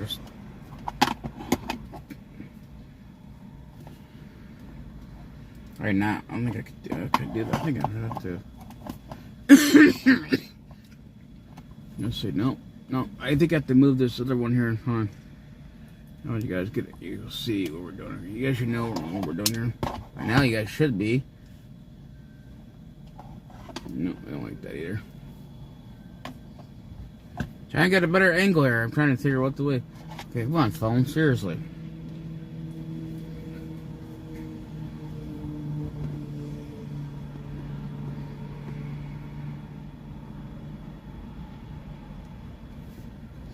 But I appreciate all the mods, all the hard work they go through. It's not easy.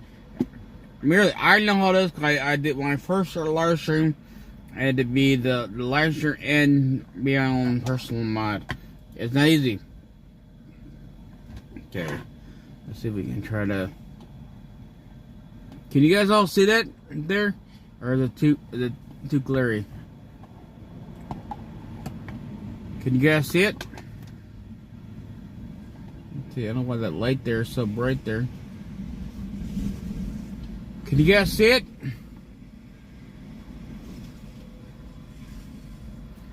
Okay, I'm gonna hope you guys can see it because I'm gonna try to play here.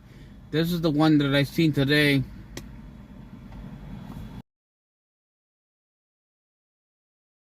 gotta go. They're gone all day long, and then maybe they'll come back at night so they can sleep there. Migrants have full access. They can be there all day. They actually send buses that will pull up. Or actually, it's called like a shower wagon. Okay. That'll pull up so that the migrants can take showers and get cleaned up. We're spending millions of dollars to take care of the migrants, and I'm not saying that we shouldn't be taking care of the migrants. They're here. Yeah. They're here trying to get a better life. I get all that. We should take care of them. But look, what are we doing for them? We've got empty schools. We've got empty buildings all over the place. How about you set up a one-stop shopping where they have medical and they have, counseling and they have whatever they need. Sure. And allow both in there. Okay. So in Chicago, are there a home for those people if they want to get off drugs, play by the rules of the curfews, be clean? Could they go into a home? There's shelters. They're all full. They're full. Oh, yeah. Our shelters are full up. Okay. What'd you say about vets out here? But I'll be honest. There's a lot of vets out here. And It's a lot of real old guys. Gulfport guys. You got plenty of Gulfport guys. So in Chicago, can you get housing if you want? Will the city give you housing or no? No. If you're clean, off drugs, play by the rules, you drugs, can't. I don't have a felony, don't have a record. Can you sleep at the police station? No. Tried to get some food, couldn't get none. Tried to get some clothes, couldn't get none. Yeah. But right down the corner. Okay, so how do you guys feel about that? I just gave him the finger and walked off. I was living in Charlotte, North Carolina. Got a word that my dad was dying. By the time I got here, he was dead. So I paid for the funeral, everything I had. And I was living in the house that he was living in for like a month. And after that, went to go for an interview, came back, the house was padlocked. A job interview. Job interview. I'm a cook. So you have to have a Serve-Safe certificate down here. In Chicago? Yeah, you have to, yeah. You have to have one. I don't have one. In Charlotte, that's not required. So that gave me a little hard time to get a job. Wow. How long have you been out here? 8 months. So you were out here in the wintertime? Not over here in the wintertime. I was just outside on the train. So that's another place where the homeless will seek shelter is on the trains. So they'll get on the train, so it's a warm place to sleep, and they'll just ride the trains from one end to the other, back and forth. And usually when they get to the end, that's when they transfer to the train that's going back to another direction. Right. But then you got to look at it too. The people that's trying to go to work, going to school or whatever, they have nowhere to sit. People pissing and drinking. A lot of stuff going on that train. I got robbed on the train. That's why I'm not on it no more. So there are all types of homeless. Fair to say. Like there are guys out here on fentanyl right now. There's to me though, what I see though, there's a lot of homeless people that have Social Security checks. They'd rather do drugs than try to get housing. They'll sit up for a week or two in a hotel or somewhere. Soon their money gone, they're right back on the train. Here's $20 for you guys, okay? All right. Thank you, guys. All right. All right. At the end of the day, this is not the answer. And there are resources. They've even got federal money that came in. CBS was trying to FOIA to see exactly where the money was spent, and the city's blocking them and refusing to answer the FOIAs because they don't want to say where the money went. Millions and millions of dollars. So it's frustrating. They should be able to take care of both. Yeah. You know, and the amount of migrants that are coming in here, I don't know what we're up to now. Let's just go crazy and say we're up to 30,000 migrants. Mm-hmm. How many are coming into Texas every day? Oh, those towns are getting hammered. So we're a sanctuary city, and it was all well and good because the politicians love that talking point. We're a welcoming city. We're a sanctuary city. It was all good as long as they weren't coming here.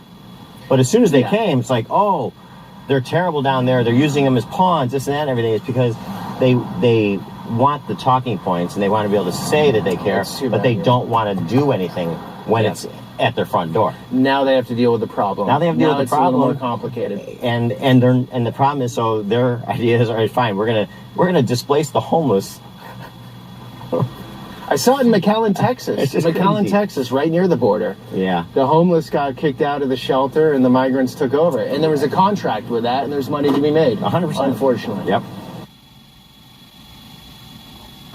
Hey, did you know you might get a big cash payout if you were in a car accident in the last year? Yep. Even if you weren't driving, just click the link around this video to see how much you can get. You answer 4 simple questions and it only takes 30 seconds.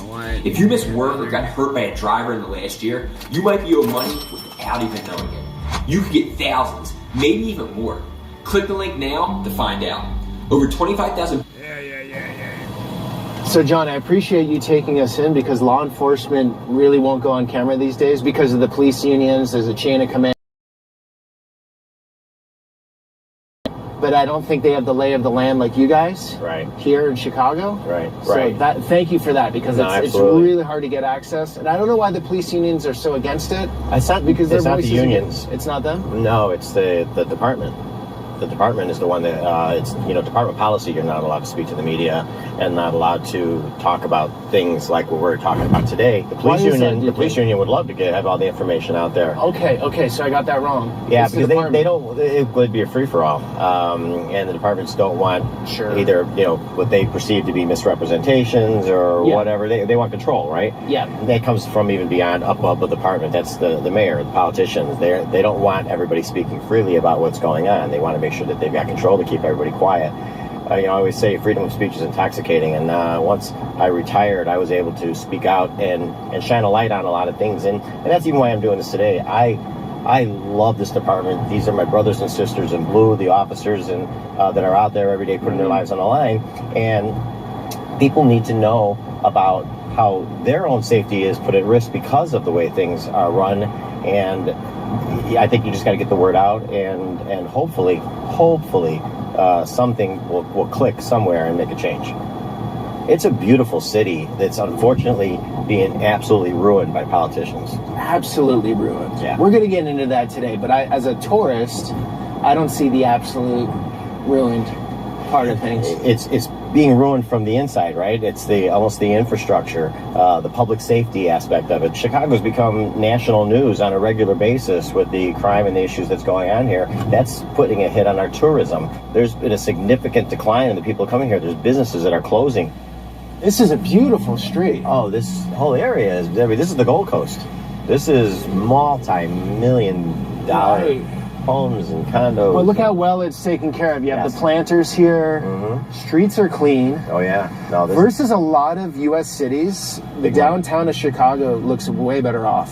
right now. Yeah. I gotta say. It's a beautiful city. There's people that won't come here because we've become national news because of the issues of the teen takeovers, and people in other states think that the shooting gallery here. And yeah, but I would say as a tourist, I've been here a week and a half, come to downtown Chicago. There would be no reason not to. 100%. It feels very safe walking around here. It is. Things can happen, but it feels totally fine.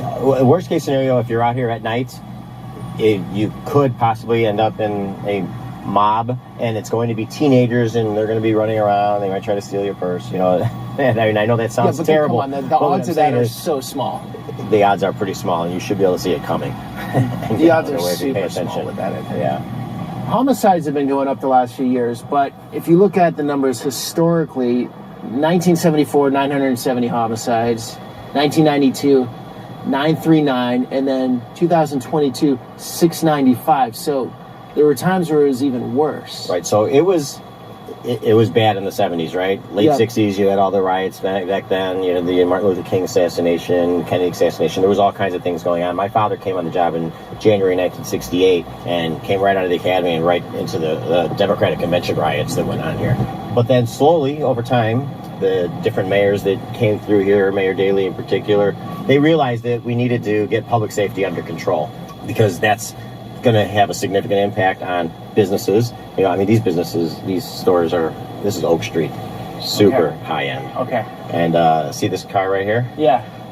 Scarecrow Policing. That car is there. There's another one up there, and you're going to see them all around. They just sit here with their lights on? Sit there with their lights on. He's not going anywhere. He's not doing anything. We've got some cars that are patrolling. There's a heavy presence down here. There is a heavy presence, right. So for the most part, though, as stupid as most bad guys are, most criminals are, they figure out that the police just aren't going to do anything because that's what they're told to do. They're just told to sit there and just be present. Okay, so criminal steals something, goes flying down the street. What are these cop cars doing? They're going to call it in, and if there's any cars out here, we'll go after it and everything, but they're not going to leave their posts. Okay, so it's good to have them here, though. I'm not saying it's bad to have them here. It's one method of policing, but you still have to have accountability. You still have to lock people up. Perfect example, the first warm weekend we had here this summer, teens came downtown, took it over. They were jumping on buses, jumping on cars. I think they made 12 arrests. To give you a comparison, I came on in 91, and 1991 was the first time the Bulls won. And we had, all of a sudden the city went up for grabs. And that caught the police department off guard. We made 115 arrests. Now remember, caught us off guard, 115 arrests. 1992, it happened again. We were ready for them, 986 arrests. And then 1993, 1,200 arrests. We were locking people up.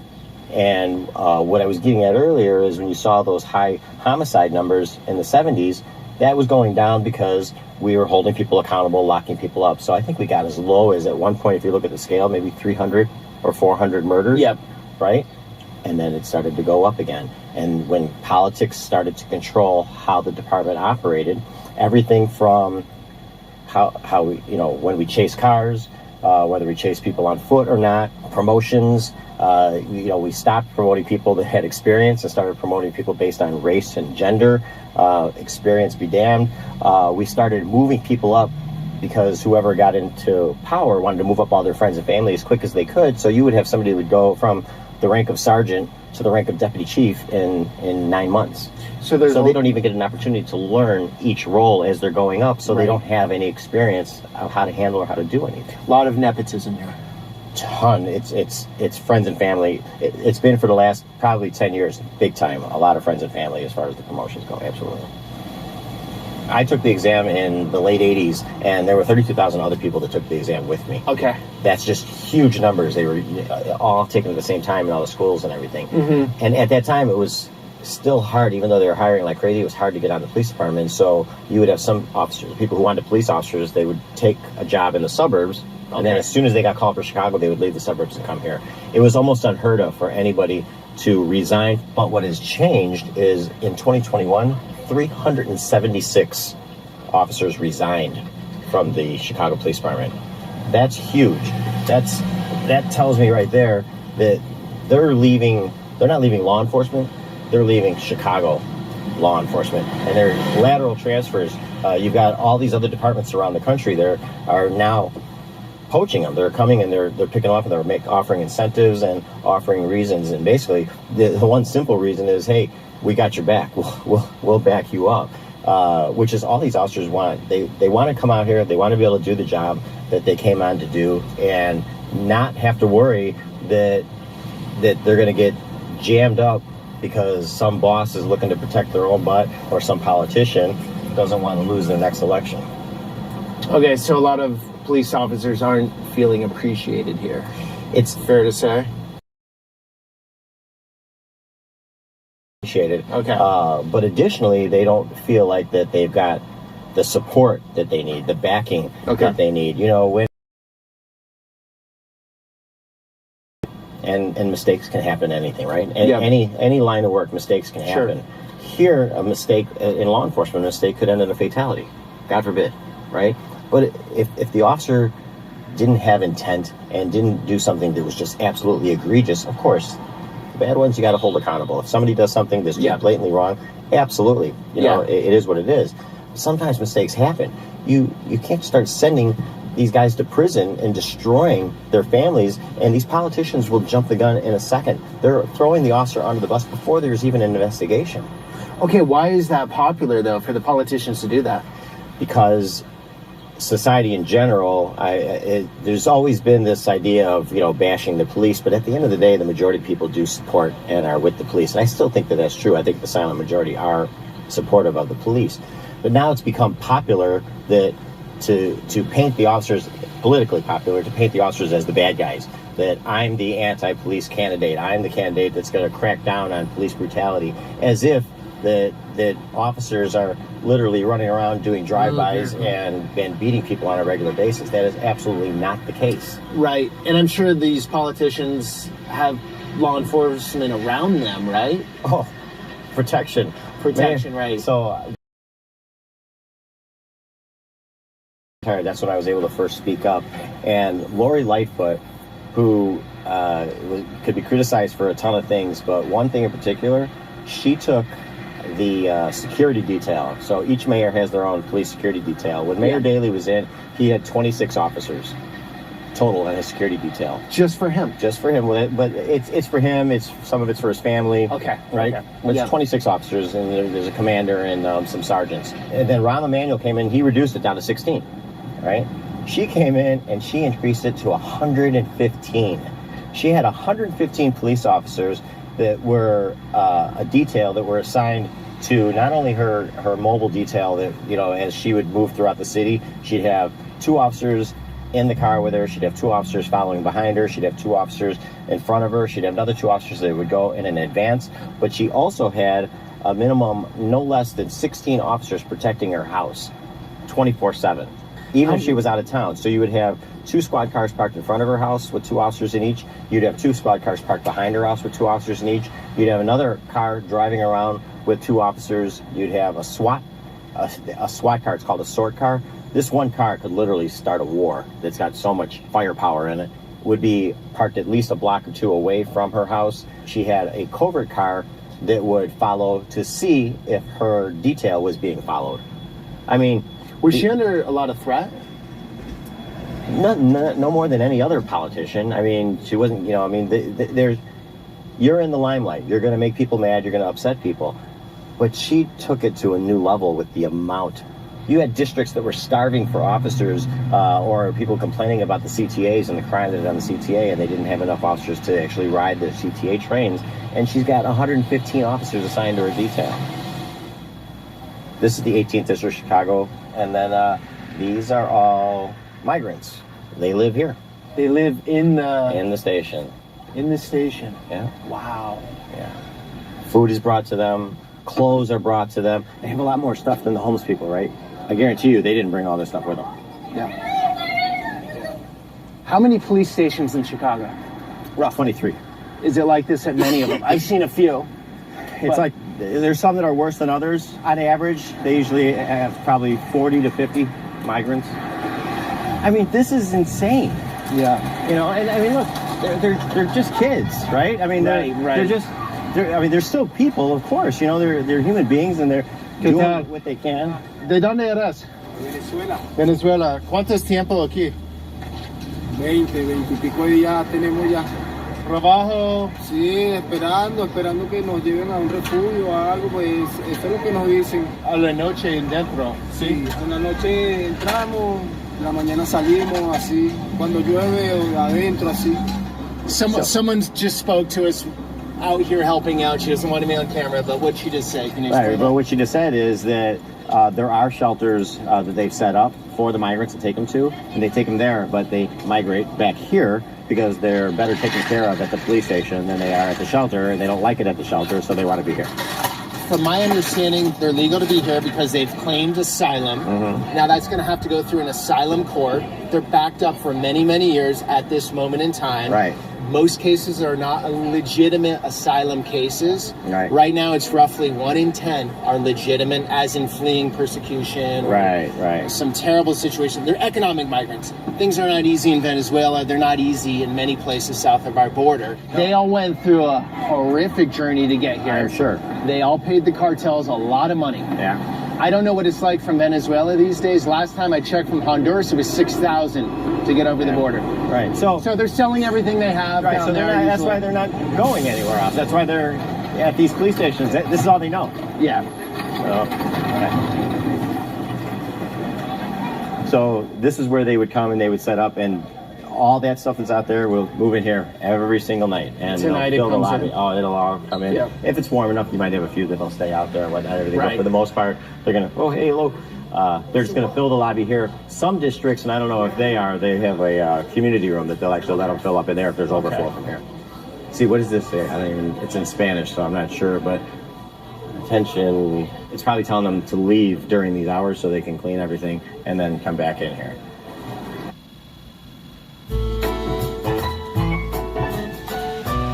Crazy, I'm telling you.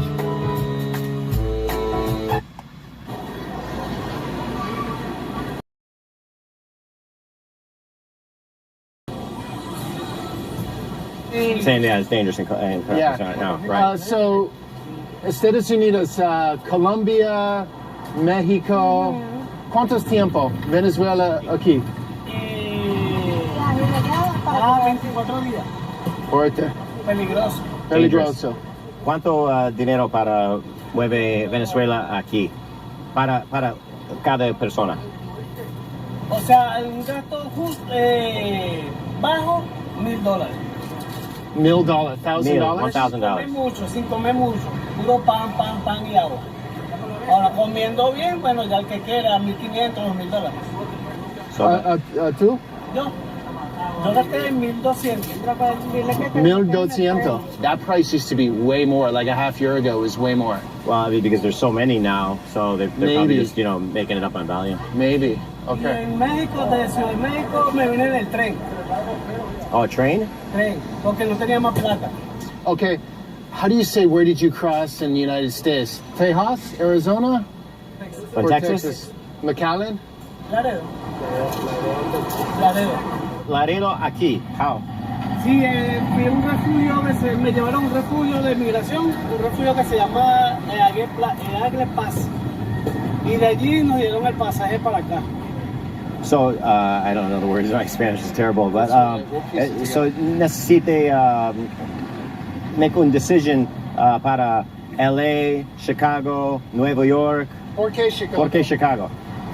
Porque lo vi más tranquilo. Sí, más tranquilo. Chill. Safer? Sí, más seguro. Pues. What happened? Okay. Bueno, aquí tuve un accidente en la selva del Dairén y quedé un poco mal. Y aquí manejando bicicleta me caí y me tuve fractura. So you fell off a bike, I think? Yeah. Yeah. ¿Cómo se llama? Giancarlo. Jean? Jean. Oh, Jean Carlos. Giancarlo. Okay. Placer. Buena suerte. All right. Gracias. All right. Igual. Okay. Dios lo bendiga. Gracias. Okay. So I go. Yep. So if you're here, like these workers here, these ladies that, didn't want us there, you could tell. Right. They were like, don't film that. You could get the vibes. Yeah. They're seeing this end of things. You're seeing people, nice families, Right. dealing with a crazy situation you want to help. It's very human. Sure. So if you're just standing here, right, it's perception, right? I already feel the emotion talking to that guy. I want him to do well. I want them all to do well, right? Sure. If you're on the border with Customs and Border Protection, seeing how the system is broken there, you're going to see a different world. Right. And they're helping a lot of people too. Right. So it's very, and that's like, I mean, you've got officers there's officers that are bringing in clothes, extra clothes that they have at home. Officers are bringing in food. Some officers are giving them money. I mean, they feel bad for these kids and stuff. This shouldn't be a police matter. They have enough going on right now. I don't know which district it is, but there was a 3-year-old baby on the bus that died in transit. Yeah. Here. Yeah. And you had several of the migrants on the bus that were sick. I mean, scarlet fever. There's illnesses that are being brought into the police stations. We've had outbreaks. We've had outbreaks of lice. We've had chickenpox, measles. I mean, everything that's going to come with just large groups of people that are put together that don't have access to all the necessary hygiene and whatnot, and illnesses that they're bringing with them. And that puts look, you saw at the officers that there's no barrier there. There's nothing there. So in the morning they go down and they're shaking out their blankets and stuff. Yeah. Everything. The officers are like, what the hell? And then concerned, are they going to catch or get sick or something and bring it home? So we just had this officer come up to us and he dropped the information. So they're still canceling the officer's days off. So he's working, 10, 15, 20 days in a row without a day off. Plus on top of that, during what would be his regular work days, he's working 3 days a week, double time. He said firefighters, other city workers get maternity leave. So it's been a recent hot button issue with the union. Almost every other city agency, there's maternity leave when they have a baby. Both husband. Chicago Police doesn't have it, and when the new mayor came in, he just gave it to the teachers union. So the teachers now have it. And for whatever reason, he won't give it to the police officers. And so here, the fact that he brought it up is just one more thing. It's like, why? Why do they have to fight for it? You just gave it away to the teachers union. Why wouldn't you say, you know what, it makes sense. Let's give it to the officers as well. To all city workers. Right. And so somebody say, well, how important is it really and everything? Well, it's important enough, especially if you just had a baby. You want to be home with your child, and if you see these other departments that are getting it, and you see that the new guy that came in just handed it over to the teachers union without batting an eye, and when he doesn't give it to the police department, that sends a signal to the officers, well, maybe this guy doesn't really support the police. Maybe this guy isn't on our side. Maybe things didn't change once again, and here we are just going to go through the same motions again with a politician who talks a lot and does nothing to help or support the police. So that's why it's frustrating for them. So we're going on Oak Street to see what's going on over here. There's supposed to be a car stationed over here because I'm told that some of the migrants have been prostituting themselves behind one of the restaurants over here. Okay. So I didn't mean this to be a migrant story, honestly. It's turning into it. It's what's unraveling. Yeah. But this is what law enforcement, one of the big issues they're dealing with. Right. But we're going to see some other parts of the city and talk about different crimes. We are going to talk about different things. Okay. Yes. So it's sort of a overview of Chicago PD right now. Well, without the Chicago because PD. This is are busy dealing with this and working with this, and we're already thin as it is. We're already losing over 1,000 officers a year to retirement or to resignations, and we're only hiring 200 to 300 a year. I think last year they were bragging how they hired 600 officers, but when you're losing 1,100, that's you're not keeping up with attrition. And even adding to it, look, this is the recent report, right? There's migrants that are doing prostitution because they're dropped here with no money. With no money, they don't do. Yes. If they go to the right places, food is being brought to them, but eventually they're going to want to venture out on their own and make their own, and unfortunately they go to the streets. There's going to be vultures out here that are going to be looking to pick them up. They're totally vulnerable. Absolutely. Right? They're easy targets in that sense. The pimps out there are going to start to try to pull them in and say, hey, I'll show you how to make some quick money, and next thing you know, they're... Sure, there's some nice false promises. We'll get you an apartment, we'll get you this, you can raise your kid better. Yeah. Which... if the city wants to be a sanctuary city, then where's your plan? You now have people here, so take care of it. Letting them sleep in the police stations every single night is not taking care of it. Okay, so you're saying areas like this in the city right now, some of the migrants are ending up in. some of the migrants are being recruited or, you know, end up doing prostitution. Probably some are being used to sell drugs. That was a weird encounter. She looked at me like, you want something? Waiting for her to stop to see if we wanted anything. I guarantee you that's what it was. Okay, let's see these guys coming up. Oh, I gotta bring my mic down. What's going on out here, man? Everything good? Yeah. Everything good? What's your take on this, John? I would say if we asked, we probably could get something. Yeah. You know, I mean... Too bad I had to pull the camera down. The camera's right there. Yeah, if we asked, we'd get something for sure. This is... There it is right there, that alley. They're looking back. They're definitely working. Yeah. And those are their pimps, maybe, or who knows what they're doing. Who knows, but... You hate to label until you know completely. Well, because they might not even have pimps. They might have just been recruited by some homeless guys or some guys in there and just saying, hey, you can make this. And they might not be the old traditional, what you think of as a pimp. There might be some of that out there as well. Yeah. Oh, here's the car, let's put over here. But some of that as well. But these might be just opportunists that are saying, hey, if you want to make some money, here's what you can do.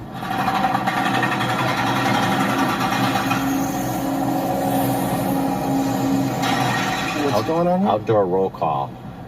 They do that to... I'll be honest with you, it's smoke and mirrors. So they got some of the bosses there. They've got all the officers out here to make a showing to the public. Look, we're here in force. We're here for your safety. That's object. Do a roll call. But these guys are walking the streets. They're going to be out here walking around the streets. So yeah. So there's a lot of presence down here. Yeah. Again, I keep going back to it's the scarecrow policing, right? If a mob comes down here, they're really not going to engage. When did that change? Changed under Lightfoot, and it changed over the last 3 years, basically, where foot chase policy was introduced, where you need to have reasonable articulable suspicion, RAS we call it, that somebody is either have committed a crime, are about to commit a crime, or in the act of committing a crime. Running in itself is not a crime. So if you have a group of people that come up and suddenly a window gets broke, unless you know exactly which person it was in that group that broke that window and then people start running everywhere, you can't chase after them. You can't, they're just running. And running is not... But, okay, say someone breaks in here. If there's one person, but if you got 50 people... If you got 50 people, you see one of the 50 running out, you can't chase them?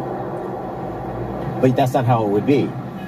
All 50 would they break the window, they'd all run inside, they all come out and be running in different directions. Some might have merchandise, some might not have merchandise, and to have our officers pick one for a theft, their idea is, and to go and chase that one person down, to try to catch that one person for that arrest. They're all over the place. Instead, what you do is go in, and they go in there, you corral them, you got them, you take them, and lock them all up. But they're not doing it.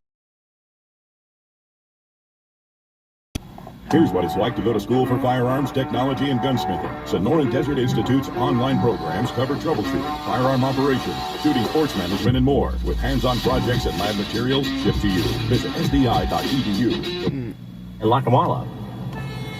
But they're not doing it.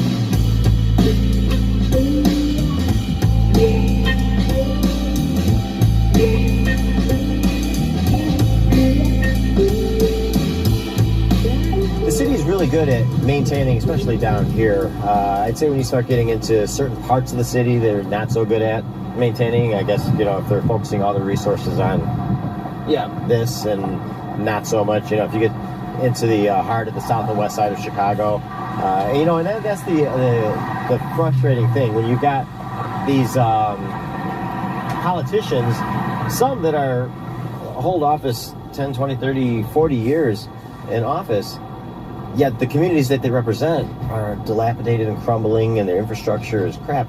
How do they keep getting elected? They're doing nothing for their communities. They do nothing to fix and improve their communities. They'll talk a lot and complain a lot, but they're not doing anything. So what's your answer to that? How do they get elected? I wish people would wake up, and because people don't vote. They have successfully stifled the vote, if that's the right word. They've got people so convinced that their vote doesn't matter, that their vote doesn't count. even if you have a close election, people are like, holy cow, by the next election, they already forget. Oh, the last one was close. If I would have voted, I could have had an impact and made a difference. So, recent mayoral election, high turnout. Lower than usual turnout. And I mean, it was a hot election. It was really a transitional point for the city of Chicago, which way we were going to go. And you had two completely different candidates, both Democrats, but the one was definitely more conservative, more pro-police. The other one was like Chicago Teachers Union, and definitely, I would not say pro-police. And 1 million people stayed home. We have over 1.5 million registered voters in Chicago. About 500,000 people came out. 1 million people decided that it wasn't important enough for them to come out and vote. So I'm going to call him the anti-police candidate, won by 28,000 votes or something. Back in 2021, or maybe it was 2020, I don't remember exactly the date, but the mayor wanted to look like she was standing up strong against the Trump administration. So what she did is they put through city council, they modified our policies in regard to cooperating with Customs and Border Protection, or ICE. Okay, so if it was a non-sanctuary city, law enforcement and ICE would work together, and law enforcement would give the illegal citizen over to ICE. ICE would deport, or is that how it would work? Right. Okay. Right.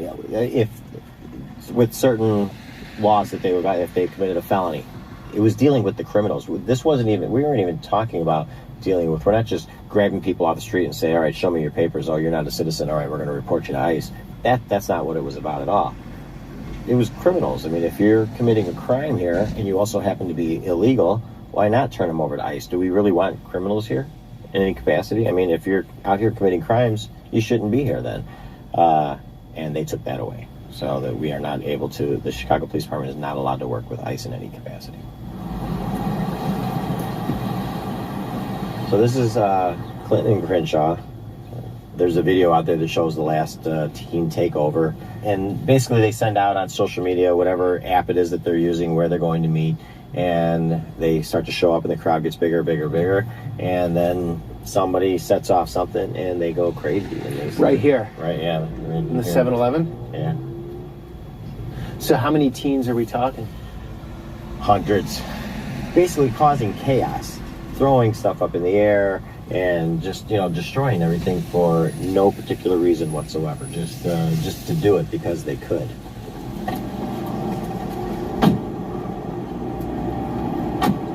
So because of the last teen takeover that happened here, which was within the last couple of weeks, they brought in, it's a mobile police camera. So right now they're watching from the local district, has what's called an SDSC room, and they can monitor everything and they can see what's going on. So they can zoom in on us right now and say, hey, what's going on? What's Garrido out there up there now, right? Yeah, but this isn't like a target location. You just go to another one over there. That's what I mean, right? So they're just not going to come here now.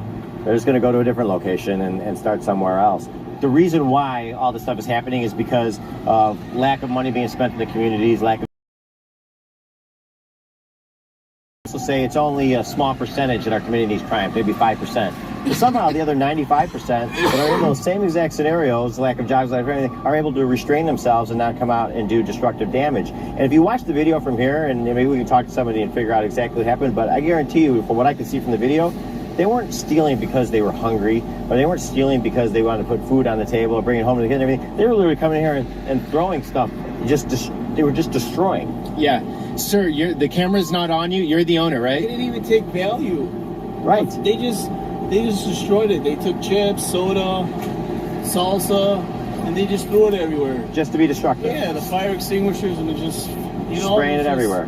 Yeah, it was like Grand Theft Auto, Look at that beautiful view. This is what made me buy this store. That's exactly what it is, right? You know how the mayor's always like talking about all the honor roll kids and all these good kids that are doing. That's good to reward them, but you gotta help the kids that have the bad parents or have no parents. We gotta show some kind of support to those kids so they know that we do care.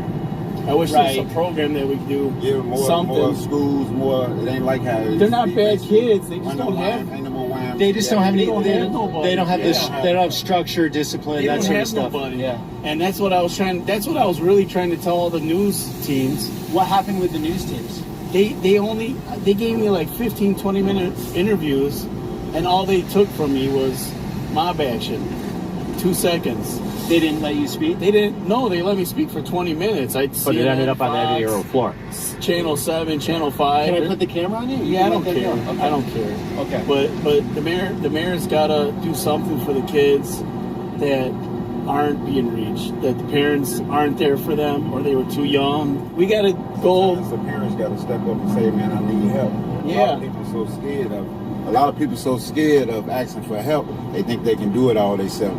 Yeah. Ain't nothing wrong with help. Don't nobody want to see no kids. So you think the parents should step up and ask for help? Yeah, the parents should step up and ask for help. You from the neighborhood? Yeah, I'm from the neighborhood. Okay. How are things these days? It's okay, but like you say, you worry about the mob things. You know what I'm saying? A lot of people scare themselves. That's why there's a lot of guns in the city. Everybody wants to get a gun. You know, they scared. You know, everybody just wants the city to be good. It's a beautiful city. My grandmama told me the city of Chicago got burnt down. Look at it right now. You know, it's a good city in here. Like I tell everybody, don't let the social media and the YouTube and the that's what I'm making. And the music videos and everything gets you thrown off and everything. All you gotta do is ask for help, man. It's out here. There's a lot of people out here killing. Black, white, Hispanic. You pull the skin up off us, we ain't got nothing but blood and veins in us right here.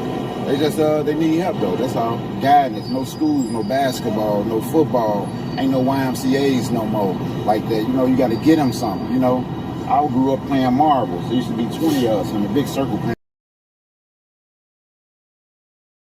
And that's all it is.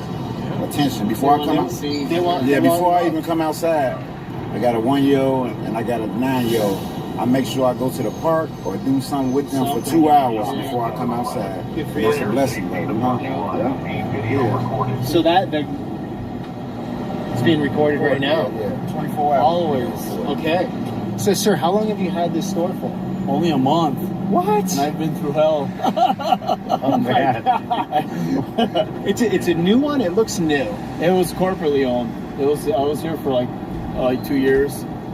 Where are you from? You from Chicago? I'm from Southside, but we have another store, Pine Grove and Diversity, Northside. My partner had no idea. It was like, you know, he didn't grow up in the Southside. I did. I can handle it, but he's here for 10 minutes. Like, I'm leaving now. But I'm good. I mean, I love everyone. I treat everyone with respect. And everyone that walks through this door, I say, hello, sir. Thank you, sir. Mm-hmm. I'm a very polite person, and until they give me otherwise notion, you know, I'm always very polite. I just really think the mayor needs to just hear some of us small business owners out a little bit. Do you feel like you're not being heard, small business owners? No, he doesn't care. He's saying that I'm calling the kids mobsters. I didn't say that. The definition of a mob is a large group of kids. Right. I'm not calling them mobsters. You know. So there are a couple small sound bites taken out of context. Yeah, they did 20-minute interviews, and they only took out what was negative. What he's talking about, what the mayor said, he was at a press conference. One of the reporters mentioned the words mob action, and if you look up the Illinois statute, there's an actual statute that's mob action, and it's a large gathering of people that are basically committing crime, whether it be destruction or breaking or whatever. The mayor stopped everybody and said, no, wait a minute. You got to be careful with your words. You can't call them basically little Al Capones, little baby Al Capones. That's totally wrong what he said. Right, we're not. It's not Al Capone. Mob action doesn't mean. Yeah, mob action doesn't mean mobsters. Everywhere. Yeah, mob action does not mean mobsters. No, it means a large group, a gathering of people. That's what I meant. Right, and so the mayor somehow took mob action. I thought he was a teacher, but somehow he took mob action and came up with mafia and mobsters and Al Capone, and that's not it at all. So you were put under the bus a bit? A little bit, but I mean, a lot of people that come here, they know I'm a good guy, and I try my best. You know? Just short. Just let me, you know? Yeah, he's a good guy. Come here all the time, everything, you know? To look for people who don't want people standing in their store laying on the floor. You wouldn't want that. Nobody wouldn't want that. That scares the customers off. Other than that, you can't say nothing good to this man is a good guy.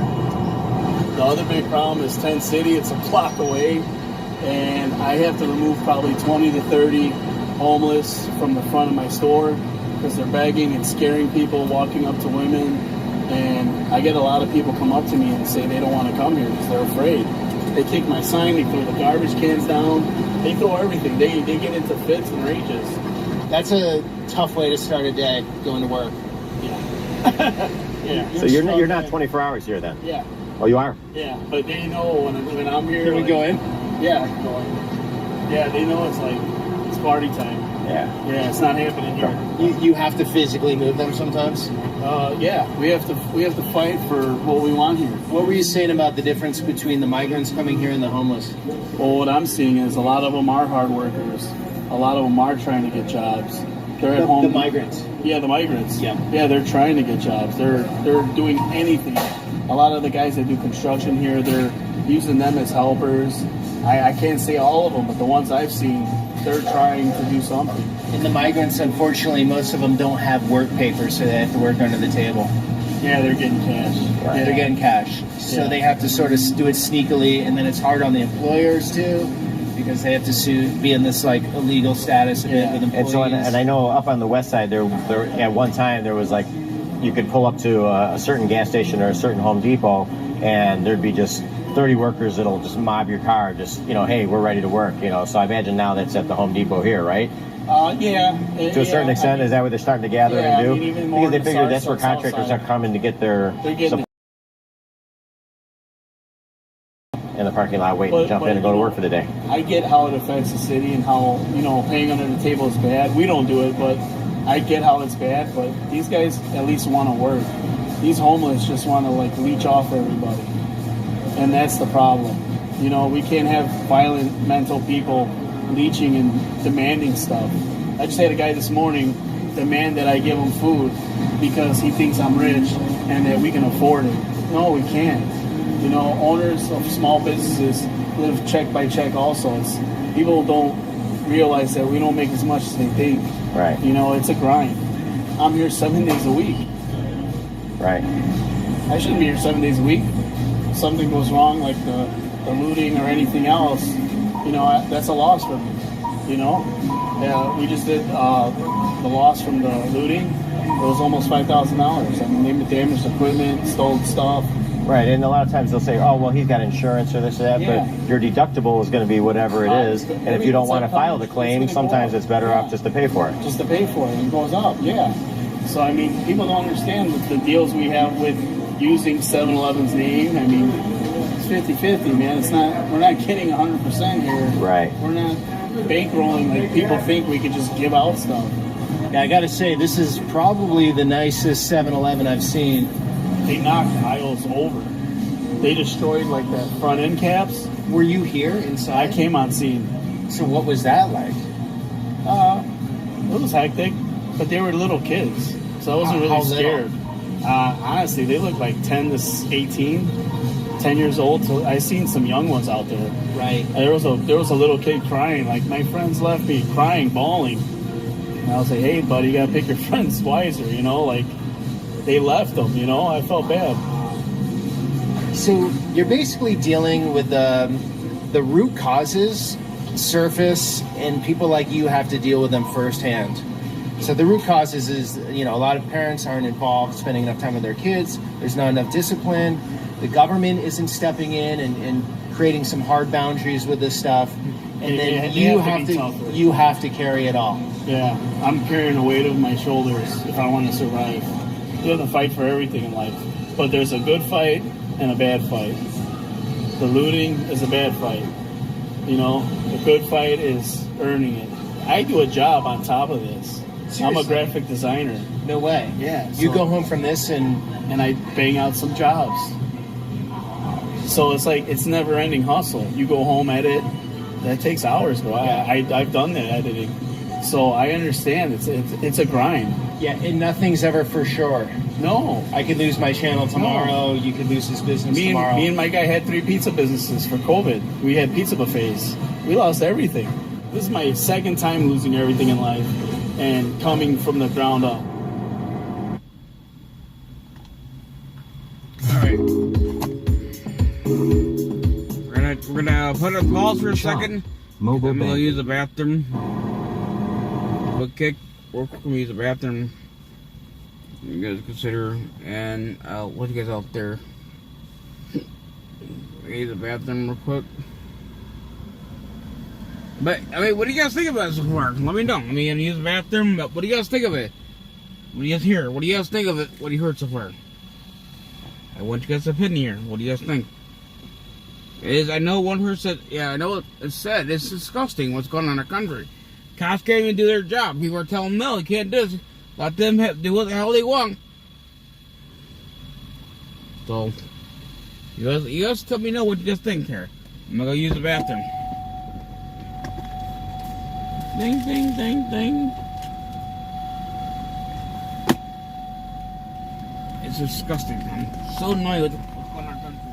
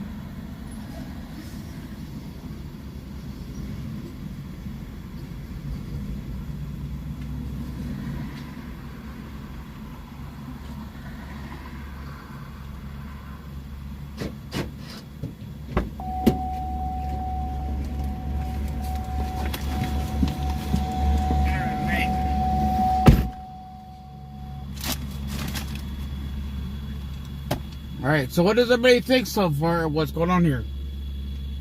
I want everybody's opinion before we start up again. And I did, because I like to eat. Can't help it. Got me interviews. So what do you guys think so far? Before we turn the camera on, I'm eating me a sandwich here. I want you guys' opinion there. Tell me what you guys think. What do you think so far? What you heard?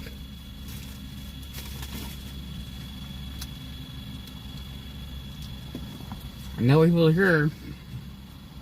Let me know what you think. Let me know what you all think right now. What you think we heard? Okay, I'll post a link in the chat here too. I'm gonna eat me a little Arby's sandwich here because I'm hungry again. And I will post a link to this here, what we're watching, in the chat as we're speaking. Hold on. So in case somebody wants to go watch it later on, or watch it because I can't see it, whatever. Okay, let's go to share. Link. I mean, there's so much going on there. It's crazy. Chicago is a crazy area. Link. Turn down. I mean, there's so much going on there. It's crazy. Chicago is.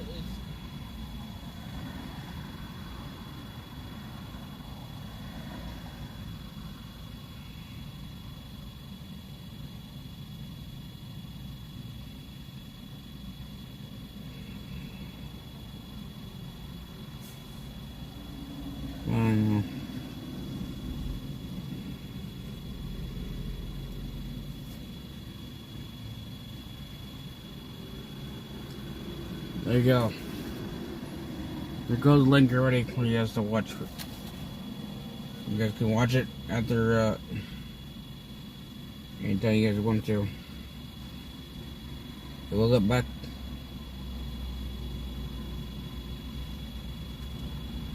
Baseball, I'm talking about flipping. Well, I made this sandwich, eat my sandwich real quick, because I can't hold the phone and be well. So, but I want you guys to tell me, what do you guys think so far? What have you heard so far? What do you think? Now, don't forget, if you guys really want to go to that event here, that Trump rally in Pennsylvania, we need to get the money.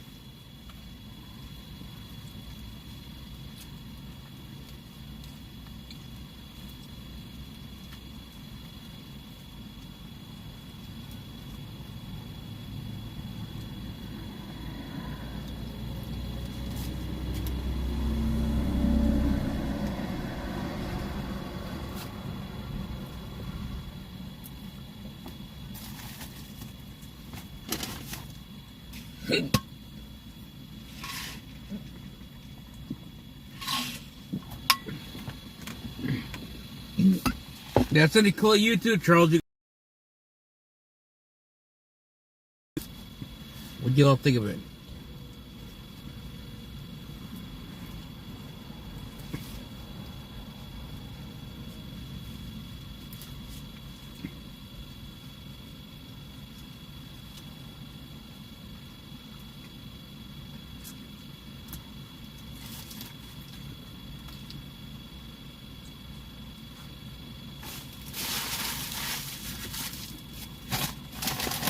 Was away.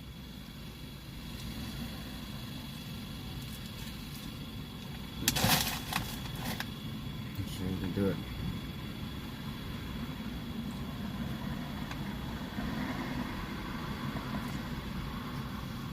We'll try to see if we can do it this way.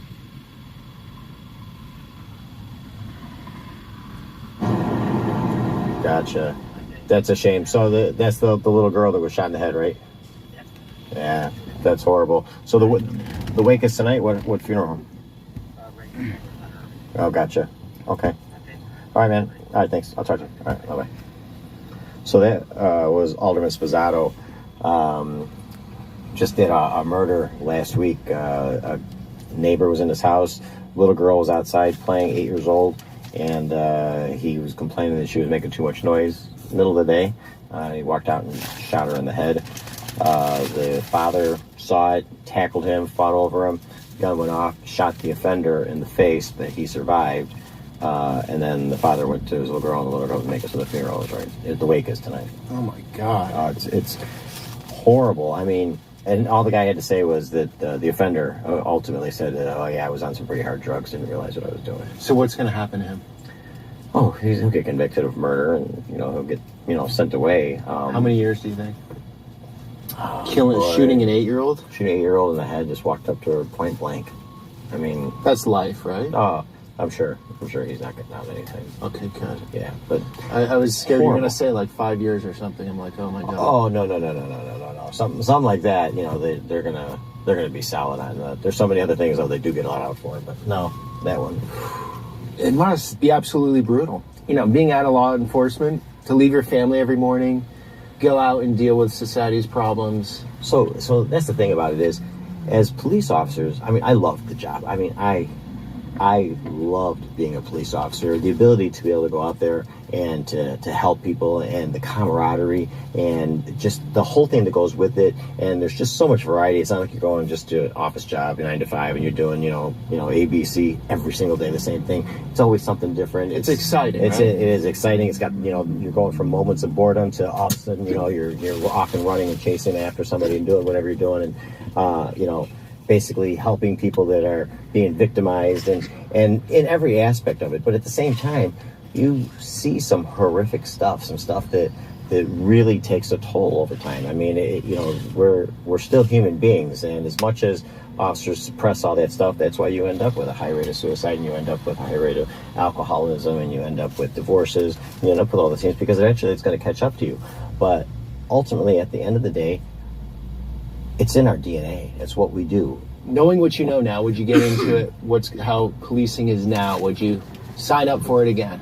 So that's it. Probably not, because of the way it is now. It's completely different now than it was. The ability to be able to help people seems to have changed dramatically.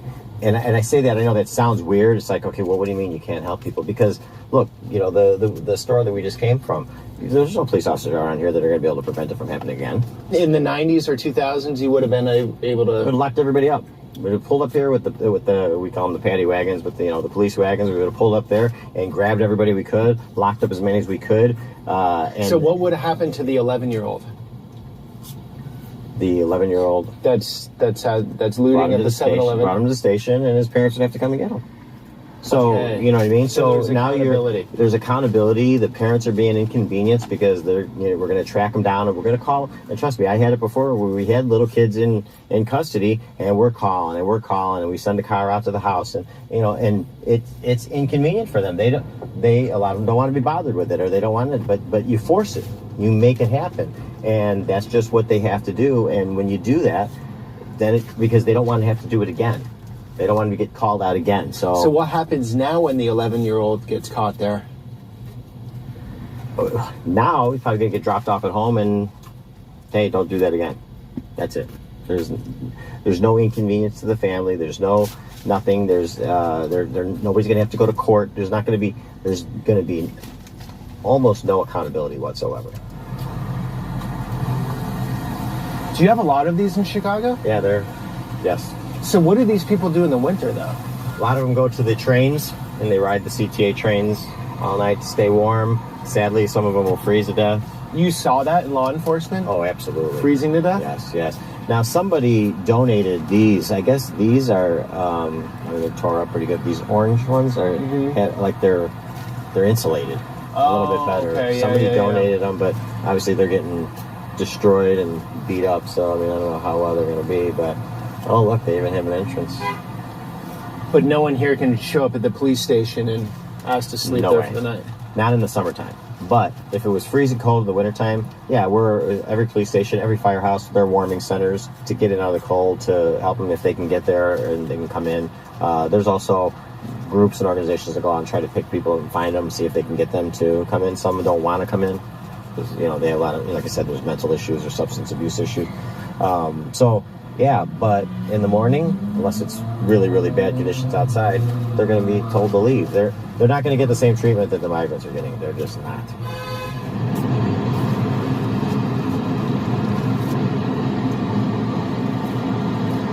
What's this here? Juvenile court. So this is where the kids that are going to be detained will be housed. And this whole building? Yeah. For the city? Yeah. How's it in there? Have you been in there? Yeah. It's pretty sad though, seeing all those kids in there. There's just so many kids that are just they're either forgotten or their parents are doing drugs and not caring about them and taking care of them, so they're just discarded and left to fend for themselves. And the gangs pick them up then, right? So because the gangs offer that family structure they're craving. Right. So, like that, there's the kid Adam Toledo. I don't know if you heard about that case. That's the 14-year-old, and they're trying to fire the officer, which is complete BS. But that was the case where the 14-year-old was with the 23-year-old. 23-year-old is on video shooting at a car that goes by. Shot spotter goes off, which alerts the district that there were shots fired. Okay. Officers respond there. 2 subjects take off. The one stops and falls. The partner grabs that one. The other partner continues on chasing the one that he sees has got a gun in his hand. He gets to a point in the alley. He's yelling at him, drop the gun. The kid turns, and in a split second, if you watch the video, the officer had, I think, 0.8 of a second to make a decision, because you see the gun when it's down, and the kid turns and brings his hands up. And what he did is, in one motion, the kid threw the gun behind the fence, but there is absolutely no way you could see that. So the officer fired one shot, hits him in the chest. The kid goes down. And, it's not like the officer didn't pull up and say, oh, look, I'm chasing a 14-year-old with a gun. All he knows is that he's chasing a person that's got a gun in his hand that he's responding to a shot spotter that went off where shots were just fired there. So he's not chasing a kid, he's just chasing an individual that he doesn't know who he is or doesn't know anything about him. All he knows is he's a man with a gun. And but as soon as that one shot goes off, the kid goes down, the officer immediately holstered his weapon and went and started performing CPR, did everything he could to try to save that kid, and until other officers came and were able to relieve him and took over on the CPR. And, if you watch the video, you actually hear, the officer's, he's breathing heavy, he's sighing, then you can hear the officer actually starts to cry, and he's walking around, and then you can see he goes right behind the fence there, and he shines his light on the fence, and he sees there's the gun that the kid just pitched. And he's not jumping up and down, hey, the gun's over here. He knew he was right. He knew he saw a gun. And in a split second, he's distraught that he had to take, to shoot this kid. Yeah. But he wasn't left with any options. And so what's happened to the officer? So immediately put on administrative leave, like they always do. They go through the process. The State Attorney's Office decided that they reviewed it. They weren't going to charge. But then the department decided they're moving to try to fire him for violating the foot pursuit policy. The officer didn't necessarily see a gun right away. The gun didn't appear until it was already well into the foot chase.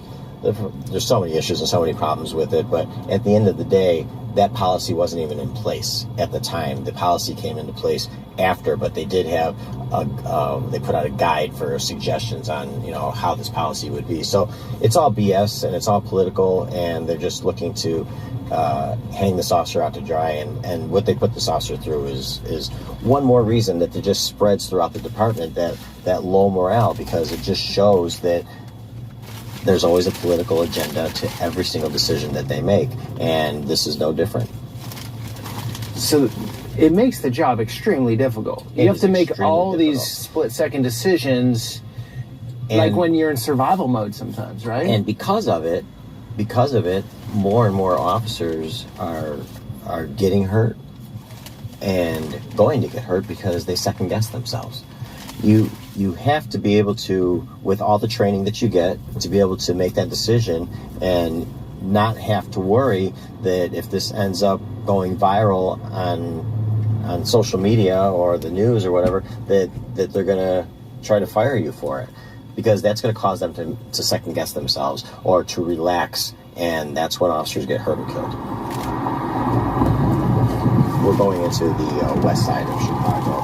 And just another example of the type of violent crime that we have going on in Chicago. This is a McDonald's over here where the father took his daughter out to the McDonald's, and rival gang members saw him, wanted to shoot at him, and ended up killing his daughter in the car behind him. That's so sad. This is the 11th district, Harrison and Kedzie. It would be considered one of the higher crime districts in the city. So homicides are not at the highest point. They're going back up again. But This is what I heard from a guy in Southside. Shootings, gunshot wounds are way up. Off the charts. So what's going on? Correct me where I'm wrong. Medical. They're shooting legs, they're shooting butts, they're shooting parts of the body, not to kill them, but just to, it's almost like the modern day fist to the face. No? Am I wrong on that? No, nobody could shoot like that. Nobody, that's Hollywood. You can shoot him, it's like telling police officers, why did they shoot the gun out of his hand? No, what is that? They're doing just drive-bys. Bad shots? No, better medical. They're saving more lives. You shoot somebody. Here, if an officer gets there on scene quick enough, they've got the packs to be able to stop bleeding and stuff themselves, and then paramedics. So if we were back in 1970, so what's that? This is Harrison and Kedzie. They're okay, so if we were back in 1970, people that get shot there would have today, been thousands. Yes. If you had the same amount of shootings now in the 70s, you would have had 2,000 murders a year. They're just better at saving people now than they were before. People are surviving what used to be fatal injuries. Oh, thanks for that. That makes sense. The big difference is medical technology. That's why the homicide rate went down from the 70s to, I shouldn't say alone. Policing, had a part of it, but a big, huge, significant part of it is they save more people. Learn how to set up the perfect swing. Use TikTok. Sorry about that. Hey everyone. So the team decided to do a fun competition. If you're able to make a donation today, even if it's just a few dollars, and if you're selected. Part of it, but a big, huge, significant part of it is they save more people. 1993, I just got off work, and back then we had pagers. And I got a page to call somebody back, and I went here, and the payphone that was there didn't work. So I went inside. I knew the clerk that was working there. He knew I just got off work, and I asked him if I could use his phone. Well, while I was talking to him, he told me that there was two guys that were okay. So there was two guys in a car there, and they were drunk, and they were coming inside, giving him a hard time, and asked if I could just go out and shag them and get them to leave. So they were right here. Right here? Yeah. Okay. Yeah. And so at that time I was only on the job 2 years, young, naive, thought, all I have to do is go out there and show my badge and tell them to leave, and they're going to go because I'm the police. And so I did that, went out there, and when I went to the driver's side, now I'm in between two cars, right? I tap on the window, and I have my badge in my hand, and I show my badge in the window. So the guy looks at me, looks at the badge, looks up at me, and I notice at the same time the other guy was leaning over, and they were trying to pop the ignition. They were trying to steal the car. But at that point, the guy that was in the driver's seat, he was actually out on parole for a reckless homicide and didn't want to go back to jail, so he rolled out of the car. We started struggling, fighting in between the two cars. The other guy came around, knocked us down, and then now I had the two guys up on top of me. The one offender kicked me in the face and head repeatedly, and my head was hitting the rim of the car next to us. The impacts were so hard that I could actually see a flash of light with every hit. The other guy started going for my gun. We started struggling for the gun. They were able to get my hand on the side, and the one guy was stepping with his heel into my hand, and I could literally feel the gun slowly slip out of my hand, and that was the worst feeling in the world when the gun was gone and I knew that I lost control of the weapon. The offender stood up over me and he fired twice, point blank. One of the rounds grazed me in the top of the head, and then he took off with the gun. The other guy stuck around to put in a few more kicks. Officers arrived on scene because the 7-Eleven clerk called. They were able to catch the one offender on scene. The other one got away at the time. They rushed me to the hospital. They had a plastic surgeon come in. I got 37 stitches in my lips. My jaw was dislocated. I had a hairline fracture in my orbital bone, my cheek there. I was messed up pretty good. The offender they caught on scene, they got him to the station. He actually ended up having a cuff key concealed on him, and he was able to get himself uncuffed and got out and escaped from the station. Jumped on a bus. He walked out of the station, jumped on a bus. He was gone. There was a manhunt that went on. They caught him the next day, and then when they caught him, he gave up. The other offender was his brother-in-law. So you have to be a little bit crazy to be an officer, don't you? Like, you have to be a little crazy to step out of your house in the morning, say bye to your wife and kids or no kids, dogs, whatever, and know that you might be getting into that. That sounds terrible. No, but so something to say to that, right? So, and I noticed it actually when I retired. When the day I retired, I remember we had what's called cake and coffee, and that's where everybody, all the officers in the station, they come around and they tell stories about you, and it's just a tradition thing, right? Yeah. I remember looking over at my wife, and that was the most calm, pleasant look on her face that I had seen in a long time. She was like the stress just washed away. And I realized in that moment that police officers, when we go to work every day, you wouldn't be able to do your job if you were going to work every day worried that today was going to be your last day or today was the day that something bad was going to happen to you. We don't think that at all. For us, we get to work from the time we step in the door. It's ball busting, joking, camaraderie, laughing. We're going to go on the street and we're looking for the bad guys and patrolling around, and you're talking to your partner in the car. And then there's those moments when something jumps off and now you're immediately chasing a man with a gun, running through the yards, doing whatever you're doing, or maybe there's a car chase or whatever happens and stuff. And then after it's all done and over with, if everything goes well and nobody gets hurt or anything, then it's that was awesome, and the stories about that. But for our families, from the time we walk out the door, it's stress. They hear somebody, if an officer got shot, was that their loved one? They're, immediately trying to call and get a hold of you. But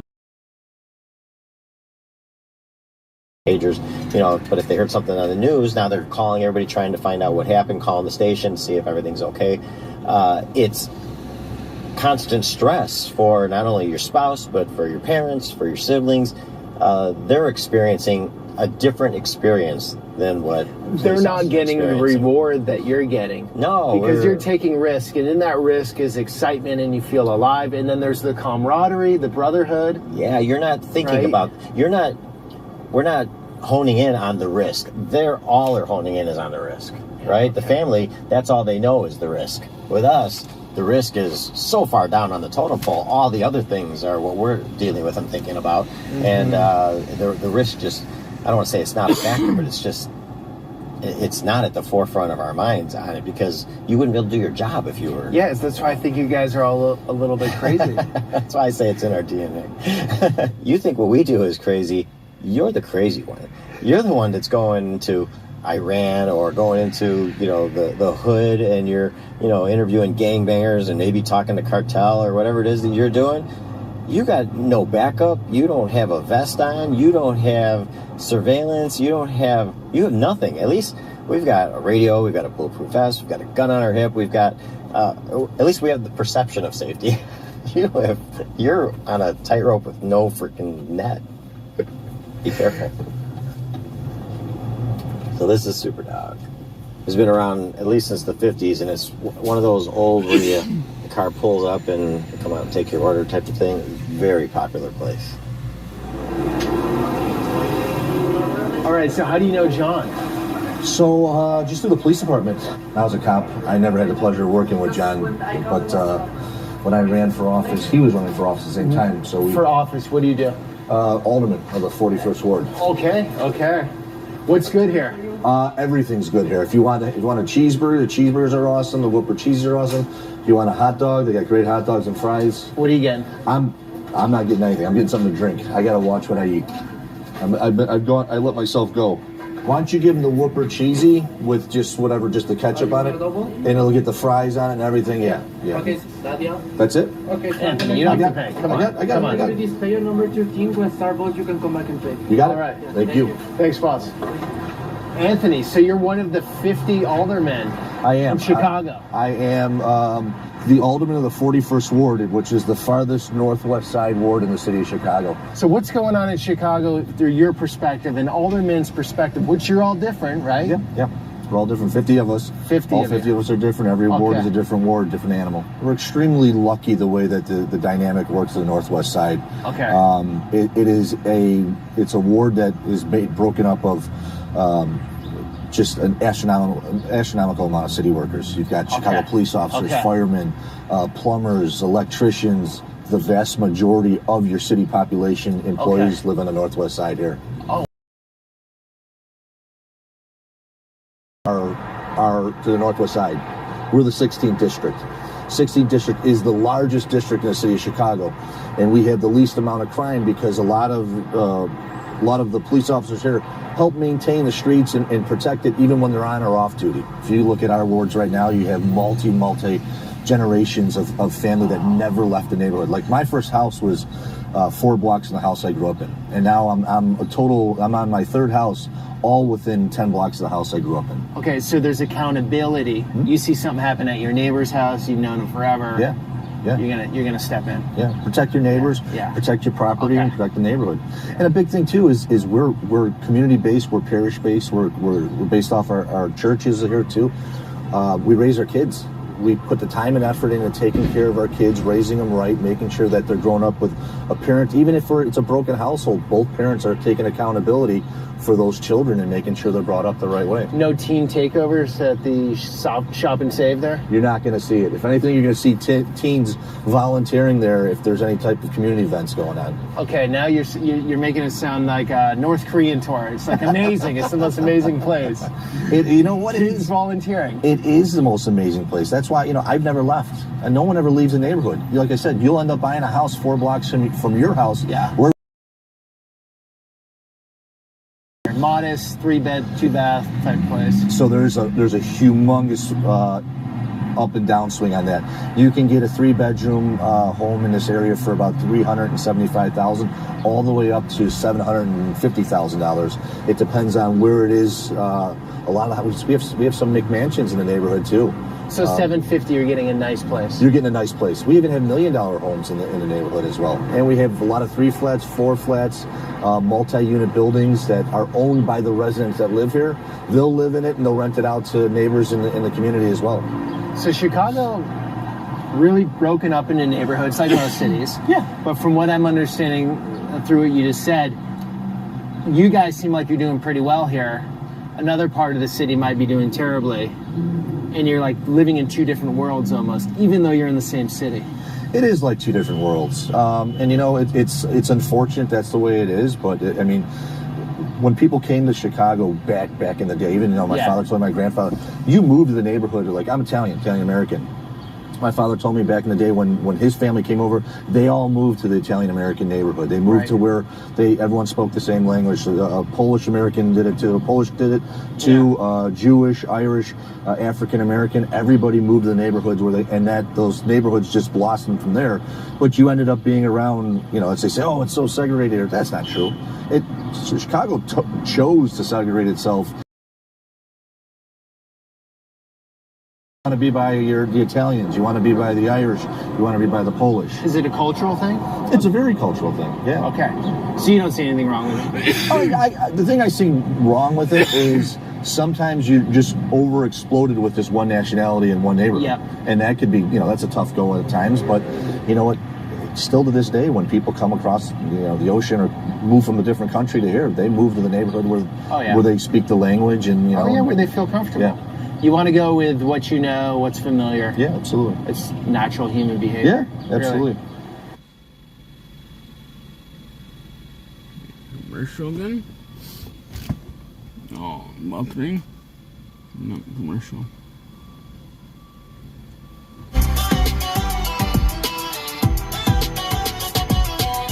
Chime Mobile Banking.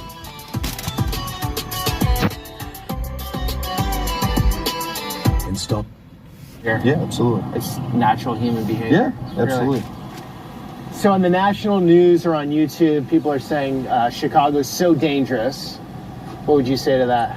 It is absolutely dangerous. I'm not gonna lie to people. But you're saying here it's not.